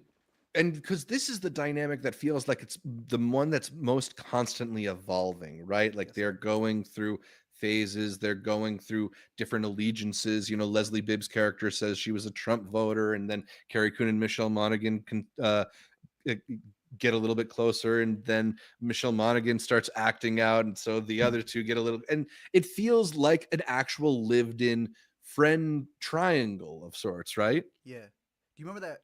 What? Have you heard of Steven Soderbergh? Never heard of him. I think we talked about his movie earlier. So Yeah, he's directed a couple things. He had that one on the boat with Meryl Streep, where it was yes, the yes, exact same damn thing. She brought her friends to pick at them to write a new book. yeah. Bro, it's Let them them all junior. talk. It's them young. Yeah, Yeah. let them talk. I really like them. I think they've been firing on all cylinders. I believe he said that it's based off the people. Like, all the show is really based off of all the celebrities and the rich people as he travels to these places, and that he always overheard these women and wrote these characters based off of all the gossiping of, like, literally what you described. Yeah. These two together, but then these two together, and then these two together. He was like, oh, he was just observing it, and I think he's written some of the most profound characters, because even these actresses, I think, add a lot to what they've gone through as well. So, really good stuff. Big fan. Yeah. Yeah. So like, there's elements of the show that I'm enjoying for sure, and knowing Mike White, like I kind of trust him to land the plane in an Exactly. interesting place. But I feel like I've been a little bit impatient with parts of this season, and that's not to say I'm not liking it or not enjoying it. Yeah. I'm there every Sunday and having a good time, but I kind of want to see where we're going. And if you're feeling that, it's really only a matter of time before the fans start feeling it very Right. soon too. Right. So, um, Definitely. I recommend it highly. White Lotus, very, very, very good. Um, Let me take two varies off. Very good. Cool. Yeah. Very good show for sure. But I want to know, is this final show that we've got something that is very bad? Or is it something I that's think it's maybe very good. misunderstood? I'm not gonna, you're not gonna paint me as that much of a hater just because I like to poke the bear a little bit. You are the Apple guy, so you already got leeway, bro. You were on that Apple bit before anyone was buying their iPhones to get the service. And Yeah, Severance is without a doubt the biggest runaway hit Apple has ever had, absolutely. and season 2 has kept it up to It the level has of in a one. lot of ways. No, So I'm curious if you are ready to declare this one of the greatest shows of all time, because it feels like everybody on the internet has done that. no, that's lost, baby. Come on, Thank you, dude. Look, we come we on. are Lost fans. Maybe that makes us old, but we know how a mystery box show should be done. And I just like, I'm seeing the love for Severance, and I appreciate that. I appreciate it. I'm glad that Adam Scott is getting his due. Like, people are even going back to Party Down now because they love Adam Scott so much. That's all great. I just You made me think do that for we're season 1. That's so funny. I did the party down thing after season 1. hell yeah. I just think we need to pump the brakes a little bit before we declare this show one of the all-time greats, because I think while it is, there's no argument you can make against the way the show looks on a craft level. It is immaculately put together. The production design, the cinematography, the sound of the show is Hmm. incredible. Like, Especially it is with one of the Apple, most yeah. beautiful things assembled for TV that I can think of. I have some issues with how they decide to dispense information, because Yeah. season 1 was a really interesting show that sort of talked about ideas around the workplace, whether or not, like, all forms of labor are exploitation. If you would consider doing this kind of setup to get you through your workday, I thought it was a really intriguing premise. And instead, what they've run with on season 2 is just kind of weird lore, and trying to build this world, but not in the directions I find most interesting. I found like the primary method of information dispensing on season 2 of Severance was to obfuscate things. They kind of want to Hmm. make things not more clear. They Hmm. they want to put a lot of confusion in the air and only give you a detail here or there. And Mhm. just coming from Lost, specifically, I feel like when Lost would do that kind of world building, they would also pair it with flashbacks about the characters, so that if even if you're not necessarily moving further along in learning like what the Dharma Initiative is, how did everybody get on this island, you at least uncover a piece of the puzzle in why Jack is the way he was, or why Hurley was the way he was, like why Hurley cares about the numbers, or why Jack is so concerned about his dad showing up on the island, stuff like that. In Severance, it's not good at giving you those morsels, I feel like. You don't feel it ends at a place where the characters, specifically because of what this show does, right? Yeah, Not flashbacks, but more so a split two people in one body, any that it outies. starts advancing the characters through their wants and needs and that push and pull. It does certainly a bit, but not necessarily like a lot, right? Like it, I feel like often what we get in an episode of Severance is like 40 to 45 minutes of atmospheric ambiance and Zach Cherry walking in going, "What the fuck's going on, guys?" And then you get about 10 minutes where the Mark Helly relationship progresses a little bit. And Yeah. like it's interesting. I think the sort of love triangle of sorts that they set up is a really compelling one, but I just don't find that to be enough to really sustain my interest in this world. Like, the way they've handled the Lumen Corporation this year has been like really weird. Like it often feels like they are the only four people working there. Yeah. It, I don't know. It's elements like that that don't make the world feel g- fully thought through for Yeah. me. In a world that's for the show, not a world that they're capturing because it's so much more expansive. And Yeah, that's where I yeah, think we also had with Lost. It's like, how much does the Dharma go? Do you have this planned out? Can you even fake it till you make it when these shows are being renewed, like you were saying, in the case of Lost, it being on cable, right. and here with it being on Apple? One of the biggest things I've seen is the pushback of like, dude, it was so long between season one. Yeah, yeah, It was so long. And they're saying they're gonna split it season three. They're gonna spin it around really fast, but yeah. I'm with you. I think it's one of those where like I don't want to call it baby's first lost, but I think we're also in a realm where you cannot lie. We are following up Lost, and people make videos like we did for Lost. I've been Hmm. seeing so many explainers where I need an explainer for the explainer because what was the solution they got? People want to find things that are not there, and it made Yeah, me think to actually meet people halfway because I don't want to say Lost better. What do you know? No, go watch Lost, please. This could be it too. I liked yeah. what Abby had said. Or could it be Westworld? What a great example of something that had that potential and it did fizzle out. Hmm. I want to know that it's not people overhyping a good show. I'm with you. I'm not going to hate it. But that it's more so the idea that what would have happened if Lost came out today? Is it just the reception overall with what we have today? We would have also been annoyed with how people would have picked apart Lost. We would have also True. been annoyed with the way it was being released. I think Yeah. there's a lot going on in here, but I do think they're gonna do the J.J. Abrams mystery box thing like you were describing. Hmm. I hope they don't take as long in between seasons. Yeah, no, I mean it's a lot of waiting around for answers, and this What you season say? didn't Waiting bring around us for a season and then waiting around in the season. exactly right. Like this season did not bring us a whole lot closer to those answers. Yeah. It seemed like it was most interested in developing the relationships instead of developing the world itself beyond weirdness. I did really enjoy the story of Zach Cherry's character and Merritt Weaver this season. That was Okay. probably a highlight for me. I was about to ask Um, you what were the ones that stood out. yeah, I like their dynamic, and it's one of those ones where it's a they're exploring the characters in a way that's unique to this world and makes me learn more about the world. So that's the kind of stuff that I'm there for. I'm with you on Um, that too as well. yeah, but I don't know, and I'm saying all this about a show that I'm still going to put in my top 10 shows of the year, most likely.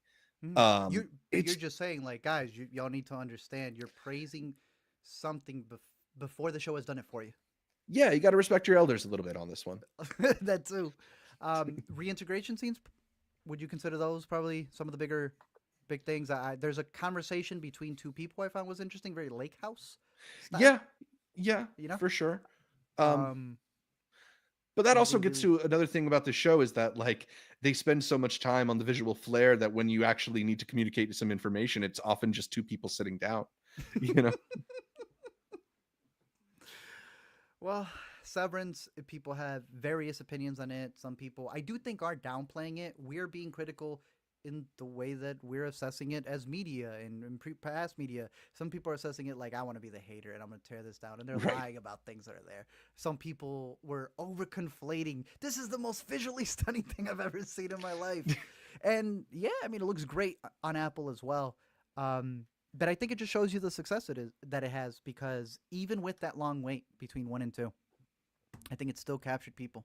I think this has that HBO Sunday slot that I Hmm. wish they pushed a little bit better because HBO still now knows how to get people gathered around for White Lotus whenever Levinson stuff comes back, and of course all the GOT that we still got.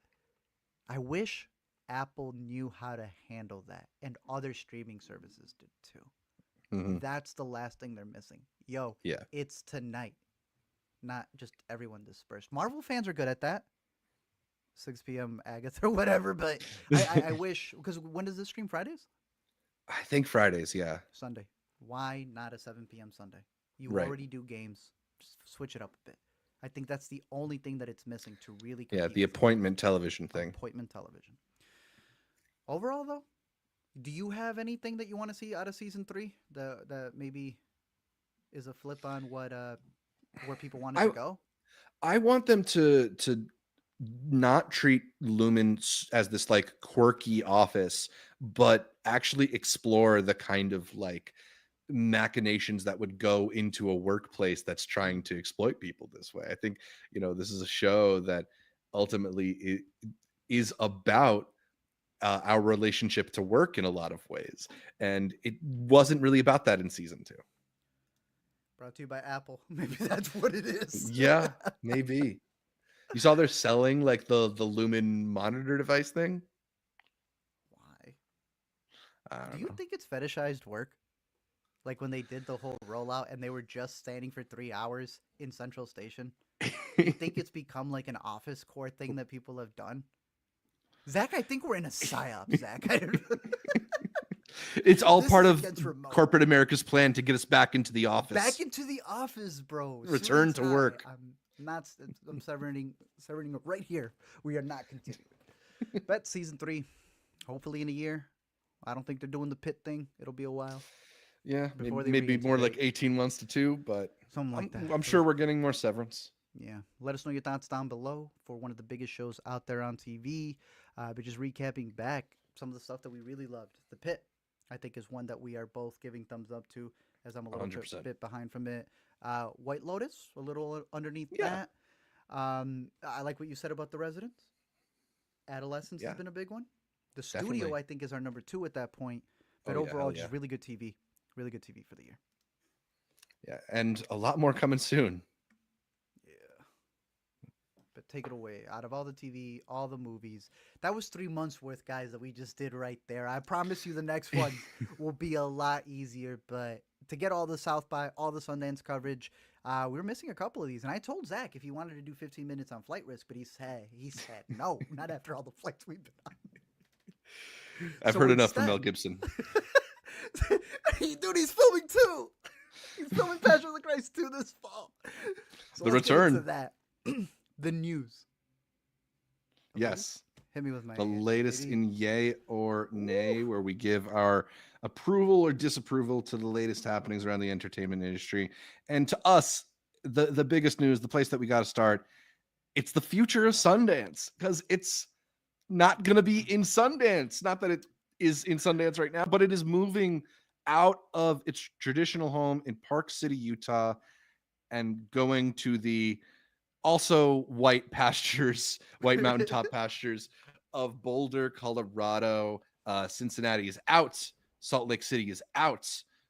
Wow. Boulder is going to be the new home of American indie Wow. cinema? Question mark. Art, we've talked about the possibilities of where it could go, whether or not it would go anywhere. Now that we know next year is going to be the last year in Park City before that big move, how do you feel, yay or nay, on the Boulder announcement? There was only one nay out of the three that you had mentioned, and this one is on the side of the yay. Well, you and I are Yeah, big fans of the Denver cinema scene. When yeah, we travel and we're coming back through there, they ain't even bought. They had us. They were not good movies that we had screeners to, but they opened us with they open took arms. care They of were us. they were a really good film community. When we were during COVID, I got to do Denver Film Festival virtually. I really like that place. And Boulder, for those of you who don't know, is just above Denver. So when I keep saying the two, yes, they're kind of like Park City in Salt Lake, Salt Lake, yeah, but no, those are mountains that you have to get to. This right. is completely different. You can arrive to the Denver airport and it be, I mean, just look at our friend. Amanda the Jedi always has to take extra stuff just to get to a place like Salt Lake. And I Hmm. believe she has a lot of connecting flights through Denver. It's just a better landing zone for critics, Hmm. for people who are coming into the festival. I'm not gonna lie, I love Salt Lake, and I think everybody needs to make it out for that final one before it becomes the Sundance of the past. It's Party one in thing that Utah. Zach and I connect with a lot. You got to do Utah, Park City. This is a really good addition for the future of the festival, and I hope Yeah. it goes well. There were certain things in Salt Lake, as much as we love it, we are nostalgic for, and it wasn't helping the festival grow. I don't. I hope Denver embraces it with the changes they'll have to make for their film festivals that they have to push. This is good. It's very good. Yeah, I mean, I think we were in agreement that if Sundance has to move, this is a move that feels like it has some spiritual similarities in that it's still a kind of wintry mountainous getaway in the middle of the country. Yet it has a lot of things that Utah does not. And one of the main things that is the one really driving this move is that there Five is percent beer. well, that is your main reason for enjoying this. I have other substance related reasons for enjoying this. But I think it's just the fact that Boulder is so much more affordable than Park City, and A Park City night has just and become day. increasingly uh, difficult to access for most people. Unrelenting. Not just because you have to make the arduous travel out there, but competing with skiers for ski chalets, it's not fun for our wallets, and it's something we do because we Yeah. love it and we love each other. Yeah. But it's just like, I think if this film wants to be the home of American indie cinema and be the place to break through new talents, to introduce us to people like Jane Schoenbrunn and Ava Victor and whomever.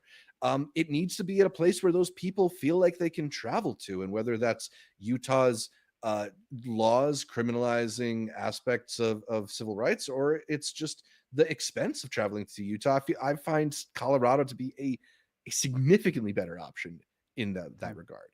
And I'll be sad on a nostalgic level to not walk up and down Main Street the way that all our heroes did before us. But this is also not the traditional all long time home of Sundance. Sundance used to be in the Sundance Valley, and they're not there anymore either. So I don't know. I think ultimately Sundance is about the people, right? Like it's about experiencing the movies, having that community, the filmmaking teams, the programming teams, and that's the thing that will continue. At least we hope. hmm just no more. Was the salt mines? The salt lands? Was the desert? The Salt Flats. We got to go next year. It's the final thing, and we have to ski. Yeah, And we have to ski. Got to go on them slopes. But hey, yeah. to having been, bro, to having gone, and I, Should I and pour? I, for those of you who have listened in all over the, Should I pour a little out? the idea is like we got to go and we got to see a change because even ours we know is not the Sundance of the 90s. You know Yeah, how much I talk about 2017 and that yeah, feeling different to 2018, and then when you guys joined 2019 and 2020 is different too. Post pandemic Sundance, I yeah. love the changes. Some of the changes are a little different. For those of you who can make it to the last one, here's to y'all. We hope to see you there, and if not, I'm happy it's Denver because it means more of you guys can go. Keep it Definitely. virtual though. You just told me another I one leaked too, bro. I don't yeah, want to say what it is. plainclothes. I'm not gonna Oh, say what it oh, is.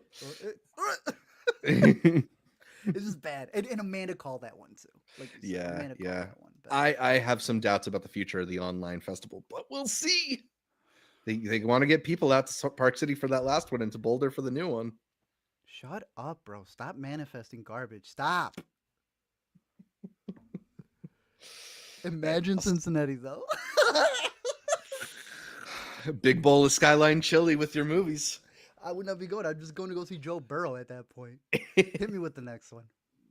All right. The once canceled film Coyote versus Acme, which Warner Brothers deigned to release, they citing a lack of interest, they ultimately decided 2 years later that they would agree to sell this film to Ketchup Entertainment for $50 million. Ketchup, the company that just released a Looney Tunes movie in theater, Looney Tunes The Day the Earth Blew Up, is now responsible for this one as well, Coyote versus Acme, which has a lot of hype around it, a lot of people praising it, but at one point seemed like it would never see the light of day. So, Art, yay or nay, you're amped on Ketchup right now. Ketchup, yeah or nay, is Ketchup having a better year than Mustard? When I tell you what's my response to this, we just gotta relish in the idea that we're getting the movie. Exactly. Can Ketchup get Batgirl? Yeah, that's right. Like, if they can rescue one movie out of Zaslavian tax hell, maybe they can rescue another. It's also crazy to see, like, see, they're not gone. I've always said that. Just when someone tells you can't, just prove them wrong and then stop. Don't ever doubt yourself after. What do you mean? These movies are set. I that's the thing that's so confusing about this. Like, did you or did you not write this off on your taxes? What?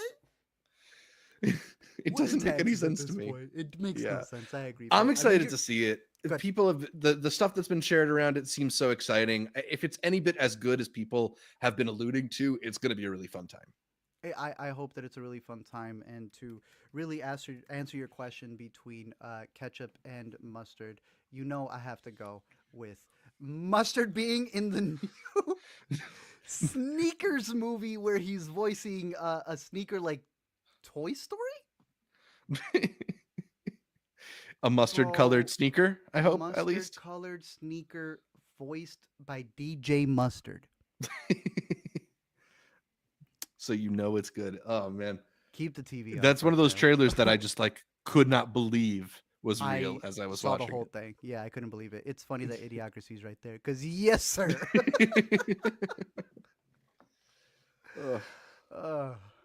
I'm happy for it. I'm glad it's coming out. Yeah. In more acquisition news that makes us very excited, Neon, one of the best in the game, has acquired Nirvana, the band, the show, the movie out of South by Southwest, the film you, me, and Amanda unanimously said was our favorite film from South by Southwest. Shout out to Orbits. If you know, you know. Art, how yay or nay on Neon as a home for Nirvana, the band, the show, the movie?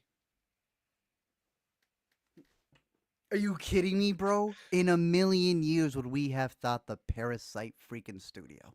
Hell yeah. Zach, best pickup out of Sundance together. Neon. Best pickup Neon's out of on South the ball. By. Neon. The last 4 or 5 Palme d'Or winners, something like that. Shout out Neon, bro. You guys are killing it. Yeah, killing the festival game. Nah, I couldn't believe it was Neon, bro. Because we also have the idea that Neon has to do the American distribution, whereas Elevation's doing it in Canada. Yeah, so I'm hoping Neon is able to pick up the stuff. Oh, I think Neon did a deal for worldwide distribution. I don't know if that covers Canada technically, but whoa, yeah. Oh yeah. I mean, look, it's a best case scenario, right? A great movie lands at a place that knows how to take care of great movies. I'm not even expressing how good of a pickup this is. I'm very happy. I am actually very happy with this. This is very good. This is very good. Yeah. I think it means we'll hopefully be getting this movie a little sooner rather than later. I want to cross my fingers we'll get it this year. Yeah, I still think we get it in the fall with the TIFF premiere. They need that TIFF finale of the festival. That homecoming. Yeah, so maybe around October. Hey, you almost saw it 3 times. That's how good of a movie it is. So exactly, yeah. Very happy about that. I'm also very happy about this next bit of news that Conan O'Brien, who just hosted the 2025 Oscars, is set to return as the host of the 2026 Oscars. Art, yay or nay, you're excited for his return as well? You know I can't hit you with a nay on Conan. It is a yay. Yeah. Yeah. Although, I mean, I guess you could tell by my tone, and you know me. I do want somebody else to do it. I don't want Conan to be stuck having to do this for like a Right. 2-3 year run. What they get? What's her name for the Golden Globes? Was it 3 or 5? It's like I Yeah, I think Nikki I'm Glazer is also doing a 3-year run on the yeah, Globes. and that's good. It's cool, and we'll know that we're getting someone who's not going to do anything too foolish. If anything, Yeah. he wasn't really that much in it, in my opinion, off the first one. He Hmm. came in, did his thing, left. Came in whenever he needed to. It wasn't what I would call Jimmy. Uh, which Jimmy was it? Jimmy Kimmel Kimmel? overbearing. Yeah, Jimmy Yeah. Kimmel. No. Two completely different things. I'm okay with that. But I am more of a person. I want to see a different person every year. That's just me. That's just me. But it's got to be a yeah. Yeah, I mean, I liked when hosts would like not do it for a couple of years and then come back. Like I think Jon Stewart did it, took like 3 or 4 years off and came back and did it again. Mm-hmm. That just sort of seems to not be the modus operandi for award shows right now. They really like to sign Ricky Gervais up for a 3-year run, or Amy and Tina for a 3-year run. Now Nikki, um, Yeah. Kimmel as well, right? Um, but I think Conan is the best host of the Oscars we've had in at least 10 years, if not more.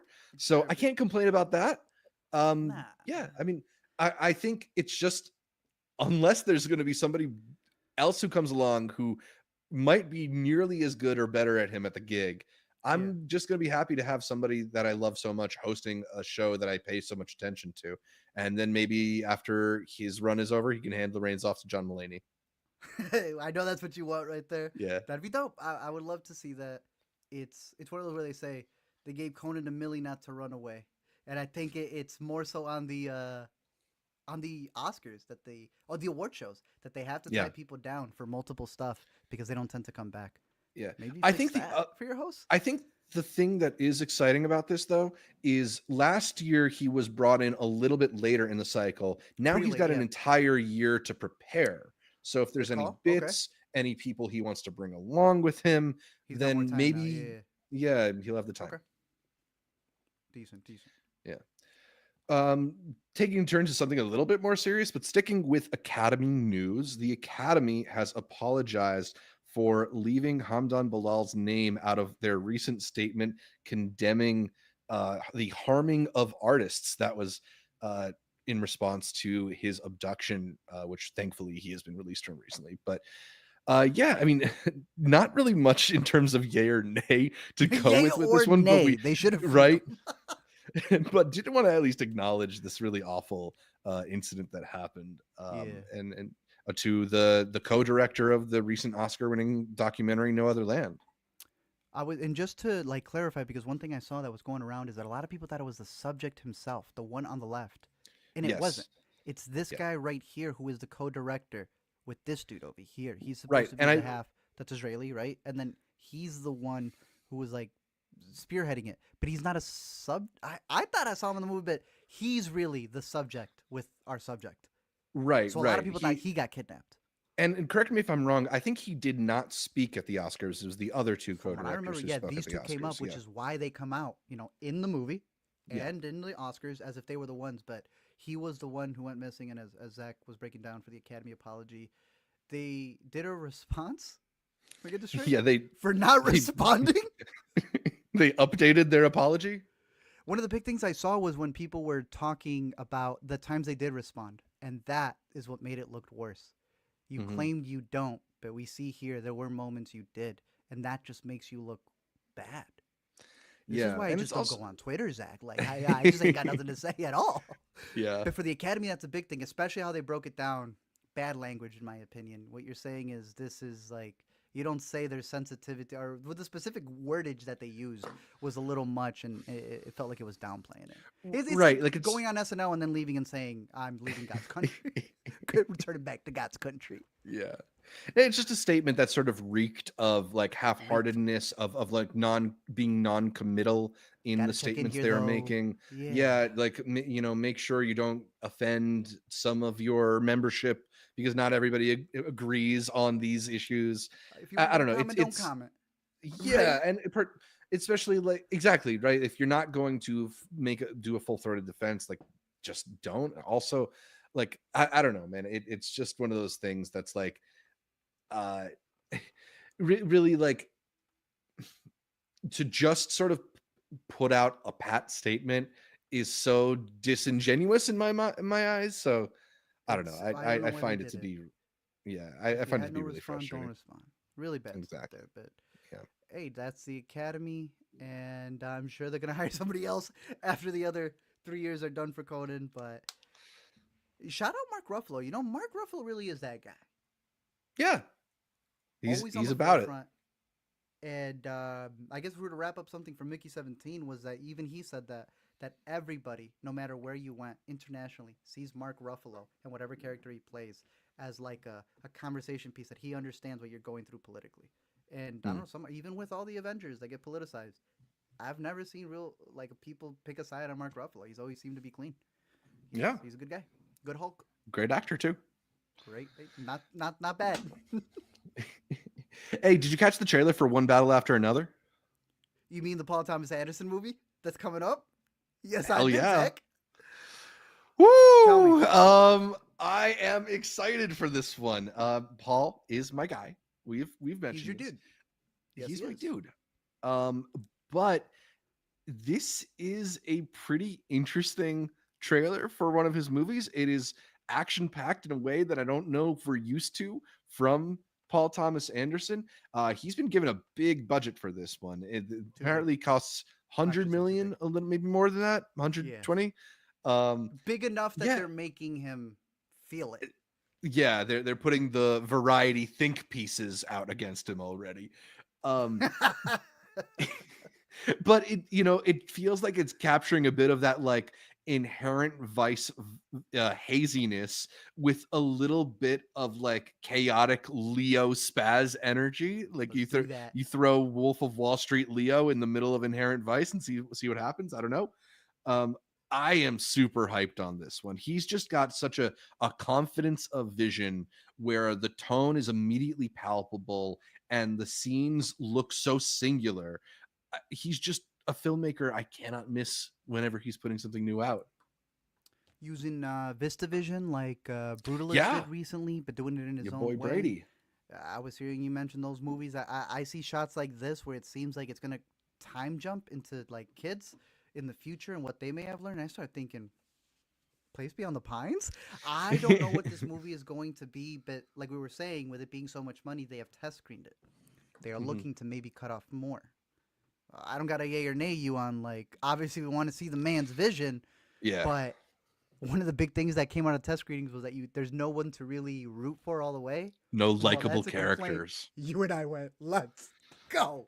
That Yeah, means you're gonna have your main character do things that can only happen in a Paul Thomas Anderson movie, where everyone exactly. else is scared and wants them to like trim it down or not say the thing. I want to see real characters, and that's what we get from PTA. Exactly. If you're telling me this is a story that's about a guy that's as likable as Reynolds Woodcock or something like that, then I don't know, man. I'm on board. Daniel Plainview wasn't exactly the greatest guy, but he might be the Exactly. greatest film protagonist I've ever seen. Those good guys from Boogie Nights. What were the names? The great guys from The Phantom extra? Thread. Look, I have been hearing great things even outside of who we know is going to be fantastic. Leo. Right. Benicio, I've been hearing, is a runaway hit. Yeah, That dude. I mean, just that even little bit at the end of the trailer. Thank you, Sensei. Viva la revolution. It's the so fact he good. played Chad, bro. What are we doing here? How do you not see that seep through? And I heard good things about Sean Penn too. So I'm Yeah. very excited for this. It's two thumbs, way Way up. I'm very for excited. We me got a date as well. actually, Um, check the right info there, on it because right there. October, September. September 26th. Opening Wow. back literally the day before your New York starts. Yeah, it's probably gonna be one of those that they give the like.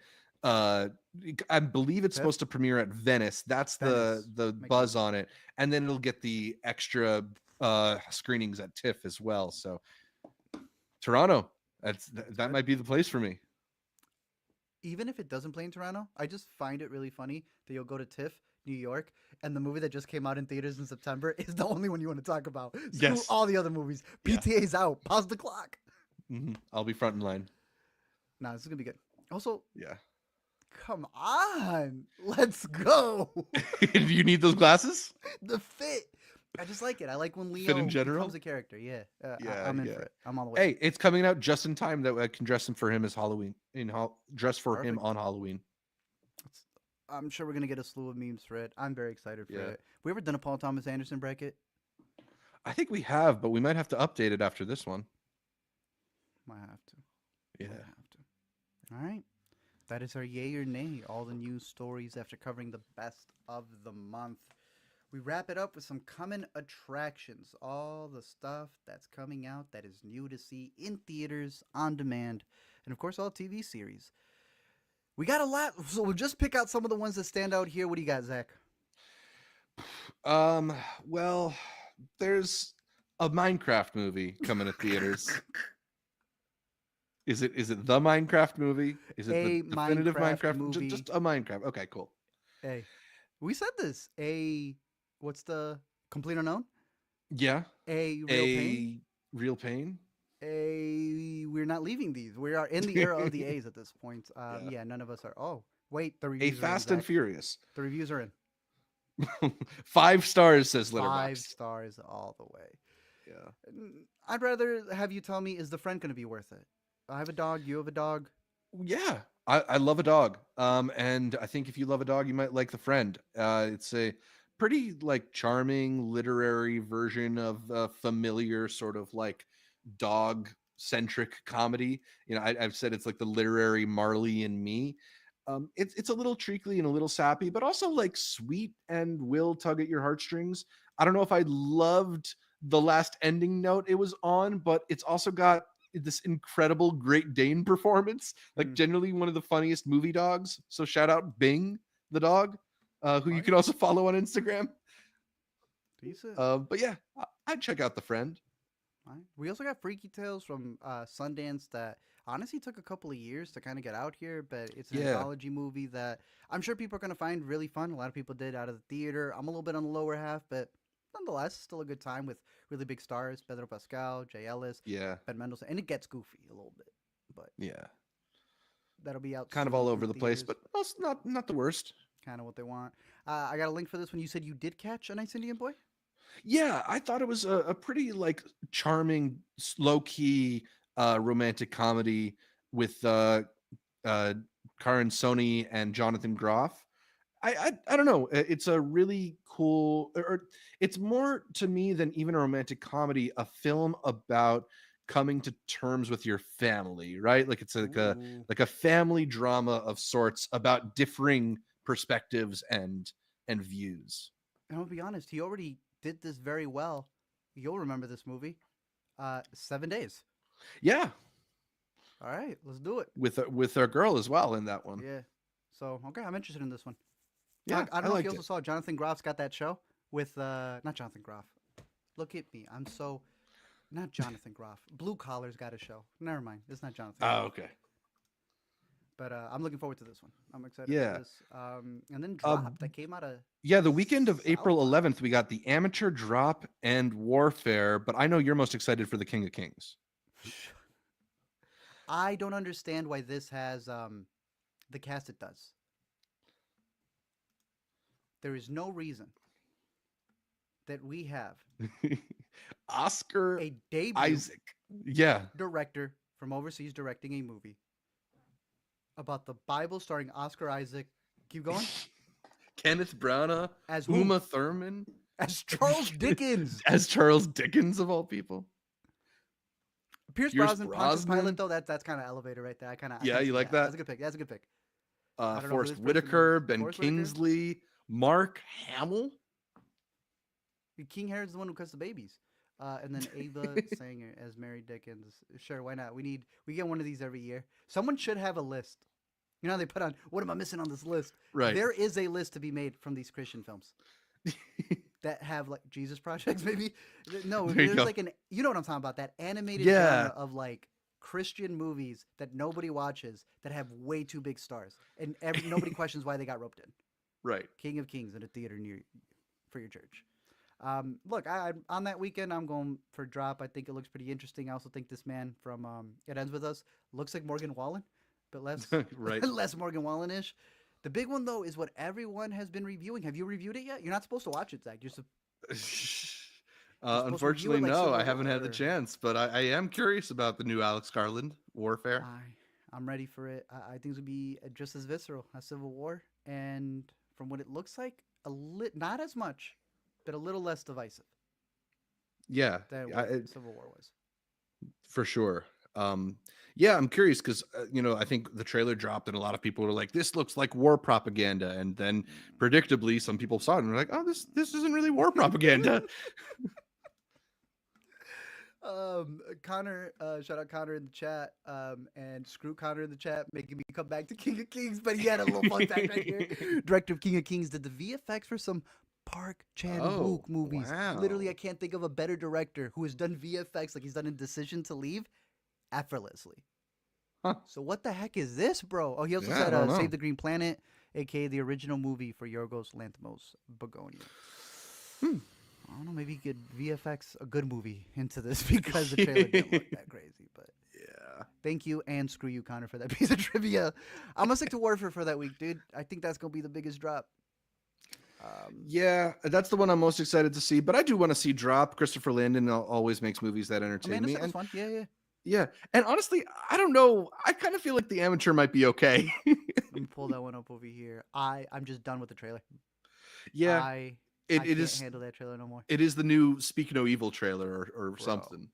You know what the thing is that to me, I looked up and I saw John Berthon, the accountant. Looked down, sipped my drink, didn't realize time passed.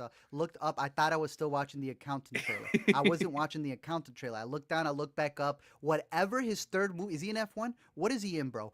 I saw don't know. 3 John Bernthal things back to back to back, and Daredevil? I was like, this man, I kid you not, can be recut into a movie where it's the same. Punisher, probably, from Daredevil. Right.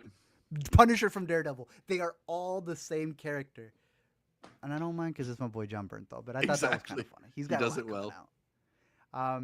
Right after that, on that week, another big week. I'm a little concerned for the IMAX. April We don't 18th. have Yoko Ono on here because I think that was a doc. Warfare is splitting. I should probably go back to Warfare a bit. Warfare is splitting the IMAX with Yoko Ono. Huh. Not a lot of screenings then. So they're going to have to split it. And then Sinners comes in.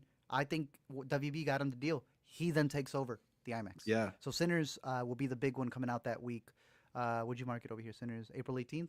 So the big midway one to watch. And it's 1/9, so you don't have to do this fancy IMAX, but I'm all in. American Vampire looking adaptation. You know what? Ryan Coogler, let me add him to my rankings. What am I talking about? There you go, man. I knew I was missing someone. I'm all in for this, bro. Easy. Hell yeah. Did you see the Shrouds? I did, yeah. Did you see the latest from Cronenberg? No, I want to so bad. yeah. They have, for those of you who are going to be at the Music Box, I got Cubs games, but he's going to be there for 2 days. Oh, damn. And I can't make it. I'm trying to Mr. Fantastic myself or something, make a copy of me, but I want to see it with him at the Music Box so bad. Mickey, because from what I know, Mickey 18. he did a, what's it called? The movie's supposed to be dedicated to his wife who passed, no? Yeah, yeah. And it is an exploration of grief as only someone like Cronenberg can too, which is like That a intrigues film me. that is like a bit necrophilic and horny while being I am unintrigued now. while being really Damn, like okay, I did not know funny what this movie was about. unexpected. Yeah. I don't know, man. It's a really cool movie. Okay. Look, I've heard so many different things, and as wacky as it can get as crazy, I feel like there's a heart to it. And I've heard him talk about it. I mean, look at Vincent Cassel, and don't tell me that Vincent Cassel didn't just Don't look get that exactly right. like him. Yeah. And that's usually when people are cooking. And if people feel a way about it, it makes me think, dang, you got into something that people don't dislike. It just made them feel uncomfortable. Yeah, Right? I mean, this is a movie that I caught at New York Film Festival at 10 in the morning, which I would say is not the best time to catch a movie like The Shrouds. So At I'm 2 eager to hours, revisit too? it. Yeah, I'm eager to revisit it, but it is a film full of really, really fascinating ideas and some really cool performances as well. All right. Looking forward to it, even with the Yeah. mixed stuff, for sure, for sure. The one I got for you because you've been becoming a horror fan little by little, especially when they come out at Sundance, especially when they're picked Yeah. up by Yeah. IFC Shutter, which I think this is IFC Shutter. It's good. This is the ugly Ugly stepsister Stepsister? Yeah. doing a flip on the Cinderella story, taking a little bit from the Grimm stories and what Hmm. they did. And if you know anything about how that's way different than the Disney Disney's version, very, yeah. just know they go above and beyond here. I think this is a great horror movie. I even think, the subject matter and what they're talking about is really interesting. I think they have something to say. It's also just funny, Mm, and everything's a substance now, right? So I have to do the bit. yeah. Yeah, it's Cinderella substance if you want to see it that way because of what the ugly stepsister, the bad person in the story, is willing to do to be better than Cinderella. Mm. I liked it. Sundance pick coming out of their midnight section that I think is worth the watch, and we follow that up on that same weekend with The Accountant too. There we Did you go. ever see this? Bernthal-thon. Just Amanda, right? Yeah, just Amanda caught this one, unfortunately. So Okay. Yeah, we'll this have one's to wait. coming out towards the end. But how you feeling? I don't know, man. I kind of enjoyed the first Accountant. I don't really see a reason for this one to exist, but I You hate also feel accounting? like it'll be decently entertaining. I mean, look, you just saw David Ayer's A Working Man. I feel like it's at least going to be on the level of that. It has to bare minimum. So I'm hoping Yeah. it seems people are liking it. Yeah. That's what I expect from a movie like this. That's what you know what that is right there.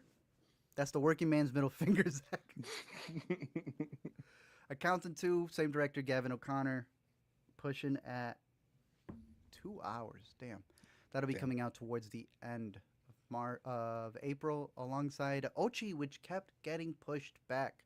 We got some Yeah. screeners I've been getting emailed about, and yeah, I'm still Looks intrigued a little bit. intriguing. Yeah. Still intrigued. Yeah. I think Um, people weren't like wowed by this one at Sundance, but I don't know. It seems like a fun world, I beautifully heard the designed. exact same thing. Yeah. Some of these other ones over here, I think they may have linked a little weird, but I saw you put up Havoc, which I It's your have guy. not read the synopsis. I saw him Yeah. and I saw my man. I don't need to Tom know Hardy, anything else. Gareth Evans, sold. Yeah. Raid 2, all that Mm-hmm. good stuff. I'm Mm-hmm. in all the way. I don't need to know anything else. I just need a ticket. So, do you know something that I need to add? Because that's more than enough for me. If you need to sell the That's industry all on I something needed else, to. This is the first time I'm seeing Forrest Whitaker and Timothy Oliphant in this bit. Like, Ooh, I don't need to know ooh. anything else. Yeah. Outside of that one, I think this one kind of mislinked, but you did like this one at a Sundance, Wedding Banquet. Yeah. I thought the latest from Andrew On, which is the remake of the Ang Lee movie, was like quite delightful. And we do have a review of this on our channel where Amanda did not express such positive They opinions duped it about it. out.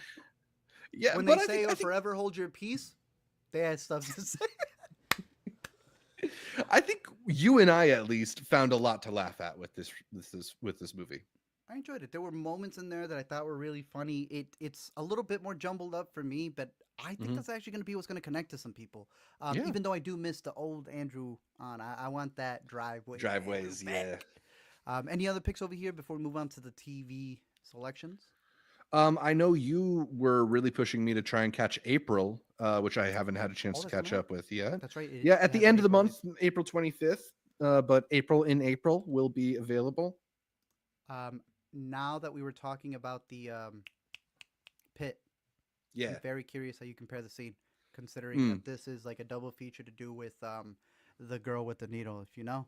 right, Then right. you already know. A little bit more experimental. Oh, when you were telling me about Taylor, I read his review before going in, and he prepped me. This gonna be slow, and I said, "Thank Yeah. you, Taylor. Let me know everything that I needed to." I don't want to not recommend this movie, but it's understanding like don't just see a 4-star and go. See a 4-star and understand what it is. Right. I 4-starred it because it says OBGYN there. I'm assuming some of you ain't gonna willy nilly get a ticket. This is a heavy watch. It is a Hmm. heavy and also almost I don't say experimental, but artsy view at it of what this woman is dealing with when nobody else wants to help the people in this town. Yeah, I mean, it does It's good have though. like some docu-fiction elements to it, right? Like Yeah, places where you can't tell how they're faking parts of it. I don't even know how to describe what I saw, but that's Yeah. why I want to compare it to medical things that happen in the pit. And more Right. than that, I'm curious your thoughts because I know we share a similar thing when things are very slow and they don't have a Right. purpose. And I had compared this very, very, very different movie, but to the number one movie of all time, according to Sight and Jean Sound, Dillman. Yeah. that it's more so like with a purpose as much as it is just to like, it's just with a purpose. And I think that's the Yeah. closest one I can talk to compared Definitely. to what the main character is going through. So. Cool. Good stuff out there. Wait, Magic Farm's coming out? Actually, that's a good pick. Magic Farm, I need to give a shout out because there are preview screenings happening Ooh. at Movie Fest. Have you heard? No, I haven't seen Movie Fest. Zach, What's the I've got my lineup? tickets to Movie Fest. Whoa. Pavements.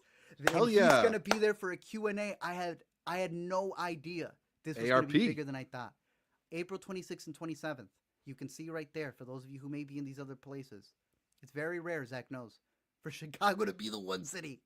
They chose Chicago. I don't know why, Zach, but we have Well, a salt shed. What's up? well, what looks cool is it looks like they're doing Movie Fest in all these different cities, but like throughout the year. Yeah, So like they'll be in Mexico City in July. They'll be in Berlin in October. They'll be in Rome in November. but why are we the only ones who get it? I don't know. At least in Uh, America, right? exactly. We're the only ones. Don't get me. I'm excited, but at the same time, now I'll always be the first to be like, why are we in Chicago? And why are we the only ones getting it in Chicago? I want y'all to get this Yeah. too. This is an interesting film festival, as you can see right there, where you can get a pass for the day or you can pick specific showings. Either way, in between showings, they have like a carnival. They have things for you to buy, a bookstore, a record Yo. store, and performances, bro. 70 millimeter inherent. I know. I know. Not just that, but the 4K restoration of the The Fall as fall well. with They're saying with special guests. special guests. That's got to be tarsome, no? It's got to be. Or, well, maybe what's Lee his name? Pace? The actor. Yeah. Yeah. These are some of the other ones that are playing there. Like you see right there, the movie market. They're doing it at the music box, but it's the salt shed that I'm very curious. That is our Mortem salt shed that was used for salt and transformed into a concert venue Hmm. that they're now hosting. Yeah, film I festivals in. remember driving by it last time I was in I've Chicago. been You were telling you, I telling was me. like, dude, we Yeah. need to go to one. Yeah. So I'm not seeing a concert, but I'll be seeing a movie about music there. And hope to run into some of y'all there. April 26th, 27th at the Very Music cool. Box. Nice.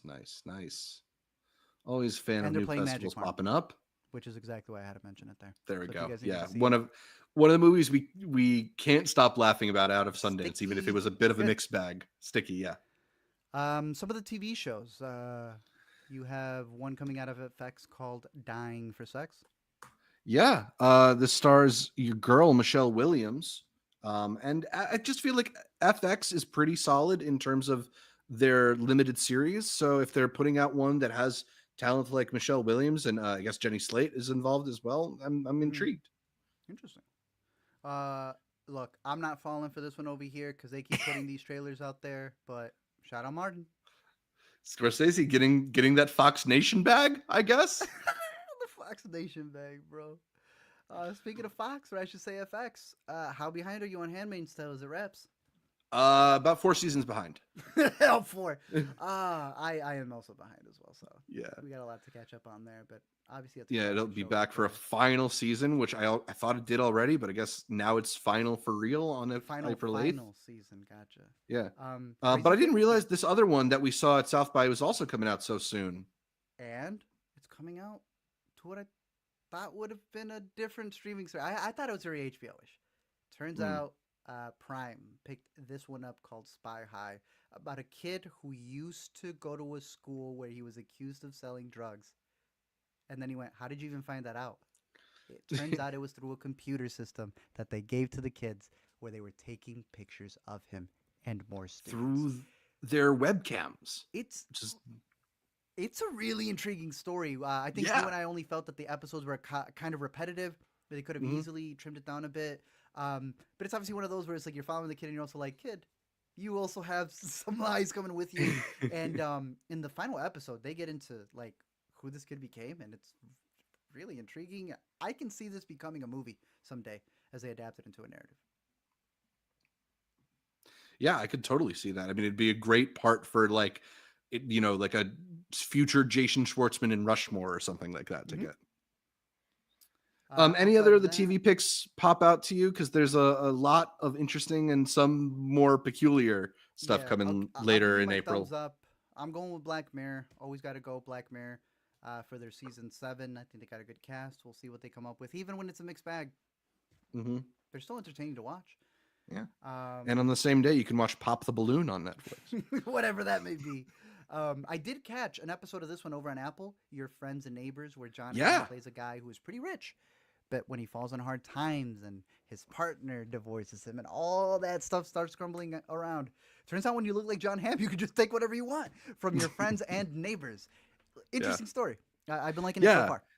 Yeah, he sort of like turns to like robbing his Yeah. community to stay afloat, and it's an interesting story. John Hamm, of course, star of Mad Men, so one of TV's great actors. And Apple has a lot of belief in this show. They already have renewed it for a season 2 before its April 11th premiere, which Oh, they don't always do. So might be a big hit for them, hopefully. that's a big deal. I'll go back a Yeah. little bit because I don't want to disrespect the stuff you're really anticipating, especially when you became such good friends with the security guard for G20. Look, Viola Davis is back on TV, right? I like Viola Davis too. What the hell is this? And technically, it's a I don't know. movie for Prime. I also thought it was going to be like a show because they were pushing Oh, it's out a movie? shows. I thought it was a show. Dude, new original movie. Oh, okay. Um, why? Viola Davis plays the president, but also apparently kicks ass. I don't know. Does this not look like a fake poster to a movie? It's yeah, absolutely. What are we doing? Yeah. I Yeah, mean, that's how I outside feel of about most things that go to Prime, but that's another story. that's another Um, story right there. yeah. So that G20 is on April 10th. Your Friends and Neighbors is April 11th. Then April 13th, we get Last of Us season 2. Yes, sir. Yeah. Highly I'm anticipating excited. that. Yeah. And I, then another show that we love is also coming back that weekend. Hacks is coming back on April when did they 15th. film this, bro? I This don't snuck know. up on me. Wait, why does I'm that not poster say complaining. May 2nd? I thought it was April 15th. Maybe I'm wrong. Or is that the last season? It could be That's the the last third season. season. Yeah. It could be last season. I'll double check over here, but Yeah. no, it's on the horizon. I was surprised. Does it automatically tell me? Yeah, Hold on. it's one of those ones where they started showing trailers for it. It's No, like, you're set. April 10th, already? right there. Yeah, There we April go. 10th. Dude, this is. I'm never complaining, but I'm excited Yeah. for that one. One I didn't get too into either. We had so many Apple shows coming out of South by. Here's another one. Mm. Yeah, Government Cheese. I don't know. It's kind of interesting setup. David Oyelowo was pretty good in it, but the series hasn't really like found its groove for me yet. I'm a couple Okay. episodes in. Yeah, I'm gonna have to get in Um, there. We'll finish yeah, it up. the Your one pick, that the series I'm most anticipating in April of course. though, the Rehearsal season 2, Nathan Fielder back on 420. Back on that BS is what he's on. It's gonna be good. Yeah, it's gonna be so fun. I don't know what And he's then gonna for do, but the I know he's Star gonna Wars pull heads out something. there, we're getting more Andor on April 22nd. Yeah, I had to catch up on the first one. I've heard good things. I've heard good things. I don't Yeah, wanna hold a one of Star those Wars ones that against slipped it. through the cracks for me. Yeah, but Did you if it gets did you hear delivered, that I'm they're down. releasing 3 episodes a week, 4 weeks in a row for Andor? Yeah, it's gonna be 12 episodes over the course of 4 weeks. It's a Interesting. lot. Yeah. Yeah, interesting. Okay, I feel like we'll if I see how that loved goes. Yeah, Andor, we'll see how that'd that be goes out. that'd be great. Maybe. Like it's not quite a binge release, but it gives you enough that you're not like hungry for 5 days of the week. Yeah, we'll see how they roll that out. I don't know. It's Yeah. interesting to do it for a season 2 as well to switch it up. All right. Yeah. You hear how they're doing the final season to you? I don't. It's gonna be all crap. Final season to you after the last one, which I did not like at all, is to me, as it says right there, them being on their last breath. They Yeah. have stretched this out then. Yeah, did not exactly feel like a premise that should last that long to me, but Which I'm I with haven't you stuck all with it. at You this have? point. Yeah. Yeah. I sadly stuck through with it way too long, and now I'm committed, and I have to finish it April 24th, only on Netflix. But that is all of the new to see coming out to theaters, streaming, all that good stuff. But Zach, Whew. take it away with what picks you actually would recommend. Well, I got a couple picks here. a documentary, a movie, and then a TV show. So I'm all over the place. I'm starting with the documentary, which is currently in theaters. I want to bring up Secret Mall Apartment, which we first saw at last year's South by Southwest. This is a new documentary from Jeremy Workman, who has made some stuff that we liked in the past, like Lily Topples the World. Yeah, I another really South like by this winner. one.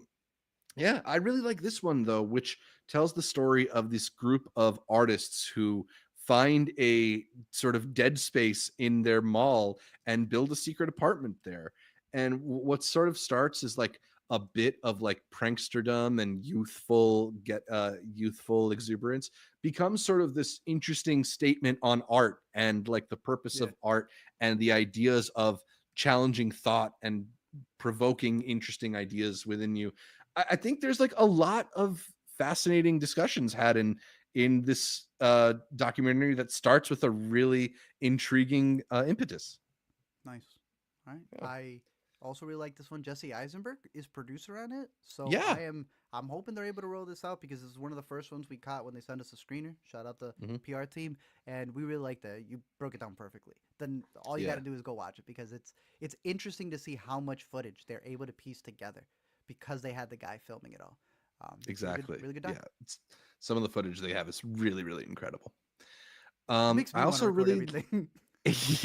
also really liked out of last year's South by Southwest, another winner from South by Southwest, Bob Trevino Likes It. This is a really delightful story with your guy, John Leguizamo, and Barbie Oh boy. Ferreira as a pair of people who meet by chance through a interaction on social media, just a simple little Facebook like, and develop a sort of found family relationship and become each other's emotional support friend.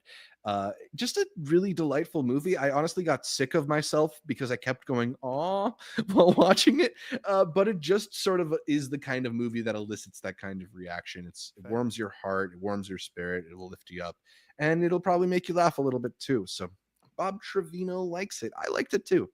Nice. Yeah. And then my last pick is the return of Danny McBride's incredible show, The Righteous Gemstones, back for its fourth and final season. We were watching a little bit of one of the episodes at South by Southwest because this season started with a sort of standalone episode telling the story of the early Gemstones with Bradley Cooper Fascinating. as Elijah Gemstone. It's a show that is unafraid to take some really big swings and make some hilarious choices for their characters. I think the cast is pound for pound one of the funniest on TV right now, and I'm just really excited to spend more time in this world before it all goes away. It's gonna be good. I'm Yeah, very excited to catch up on it because the cameos I've seen from where I've caught up yeah, have been ridiculous. I would have never expected certain brothers to show up either. yeah. The show delivers on all cylinders there, so It's that's definitely great. one to catch up on HBO, which you've also had so many other stuff, the Pit, other stuff that we have mentioned on here. And still the I'm gonna start. Kings. I'm starting mine off with two docs from the same man. Questlove made a 50 years of SNL music. Zach texts me. He goes, "You're about to see the most incredible montage you've ever seen in the intro." He Yeah, downplayed it. This thing is otherworldly, yeah. unbelievable. How to condense all these years of music, the work it must have taken to archive everything, and the rhythm that could only come from these two. Hodge Rodriguez, Mhm. who's edited and worked on so much stuff as well. Profound documentary. Out of everything that the 50 years of SNL produced, I think second would be the show where they all talked about the auditions. Right. That was a great Third, one. yeah, that was a great one. Third would probably be the show, and then the Radio City Music Hall was also cool. But they had like so Mhm. much stuff that came out. This was the cream of the crop for me. Yeah, Um, yeah. you just got to check it out. It's a beautiful edit. It's a beautiful story, and the way they cover so much, they really don't have a problem getting into the nitty gritty of things. You could argue that my only half star is that there are times where SNL pretends like, yeah, we didn't stop the stuff that they got for doing it, but we allowed them to, so we kind of get credit.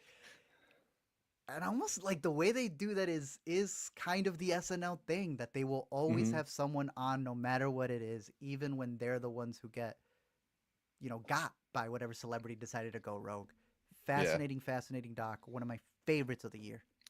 Yeah, Give it a I'm watch sure over you on loved the Peacock. whole section about Kanye. I think that was really interesting, especially how he pushed the show to change the way they visually presented a lot of the performances. But the thing about this is that while SNL is obviously like mostly known for its comedy and the comedians they've produced, they also just have this knack of catching performers like right when they're often at their most interesting, and just to have that pull, that roster to pull from You you get just have so Bell? much history. Yeah, there's so much history, music history, that's I didn't happened even on this realize. Yeah, comedy show. I like it. I like Yeah, that it talked about the ups and downs, and it's definitely one to add on your radar. 50 yeah, years of SNL music, or is it of music in SNL? Something like yeah. that. It just starts with the ladies and gentlemen, and I gotta double it up there. Watch that one over on Peacock, and then head on over to see the other one from Questlove on Hulu. Sly Lives, aka The Burden of Black Genius, a very good documentary talking about Sly and the influences that he had, but also the troubles that he went through as an individual. And again, Questlove doing what he does best, showing you the ins and outs of a story. Hey, Zach, turns out you can cover someone even if they do things that make you go, ah, the main character is not that great. That's Right. life. That's art. And I like how he shows the burdens that he had to go through and the mistakes that he made along the way as well. Not justifying them, but showing what happens when you're a genius, literally breaking bounds that nobody else knew with everything else on you. Sly Lives, incredible doc. We had that. Her even did that one documentary at Yeah, South by for I'm blanking on who it was. Curtis Mayfield. Curtis Mayfield. Thank you. And it's interesting to see artists make documentaries on other artists. Right. So I've been really enjoying that. And Questlove is the best without a doubt. Outside of that, I I'd do it to them. Ballad of Wallace Island. Y'all gotta go out and support this movie. The music box is showing it too. I actually got you something, Zach. Oh shit. Ballad of Wallace Island mini posters for you. Ooh.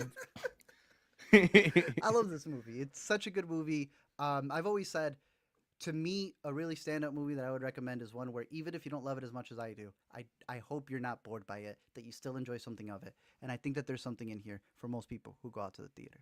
I haven't seen the short yet, but I got the short pulled up that it's based Nice. off of. And it's crazy to see that our boy, Tom, right?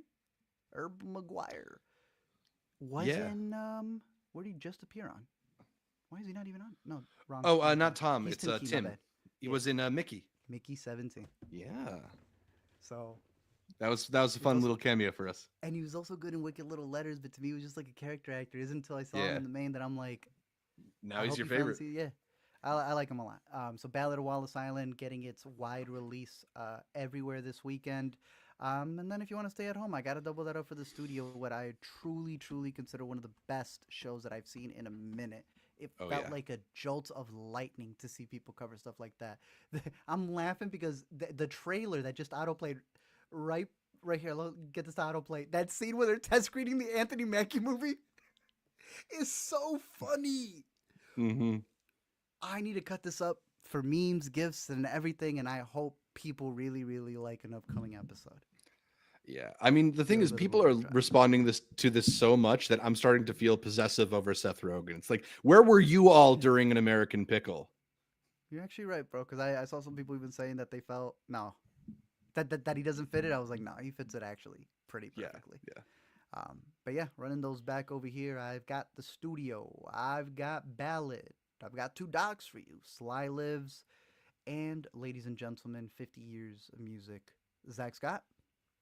I've got Secret Mall Apartment, another doc. Bob Trevino likes it, a sweet indie comedy, and The Righteous Gemstones, a hilarious show from Danny McBride.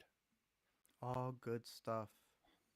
But that is it Yeah, for I think that. this week's show. I mean, this Wait, month, right? wait. Oh, Start pulling out some notes. yeah. I What got did we nothing. forget something after all I that? don't. What else is there? Yeah. Um, but yeah, that's the monthly wrap up. We'll probably be doing another one of these monthly wrap ups towards the end of April and giving you a bunch of different stuff in between. So just make sure you stay locked to the Intercut podcast channel. We always appreciate those of you who do support us through watching, through commenting, through listening, through whatever it is you do. And maybe what you do is you support us on Patreon or have a membership right here on YouTube. Maybe you're an inner cutie. We really appreciate that too. That's a cool thing to do. So yeah, head over to patreon.com/intercutpod or stay right here on YouTube and click the join membership button to support us for as little as $3 a month. Help keep the podcast going. Make sure to follow our social media feeds. Make sure to give us 5-star reviews on Apple Podcasts or Spotify, whatever you do. Art, where can people find more from you? You can find me over at LME Movies on Letterboxd, YouTube, all that good stuff. Or you can find us here talking about all of the movies coming out from March and April, catching you up on everything. I think we've already covered over like 300 movies on the show. Yeah, it's been a lot. You can add a lot to your watch list. I'm there's pretty so much confident out in there. that. Yeah. But we appreciate all of you guys who have been tuning in to the South by coverage and a lot of the other stuff. And we'll have more in store coming soon.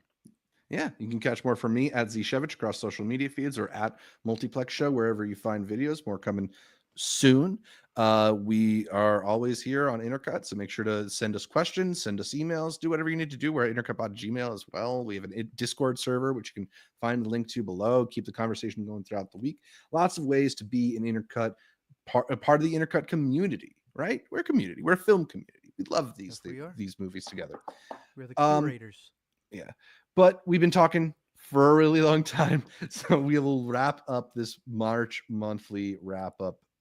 Thanks again for tuning in, and until next time, do we have a good quote to drop here? Do you have something? Keep watching movies, watch Wallis of Ballad Island, and get pitted. Get pit-pilled. Get pit-pilled.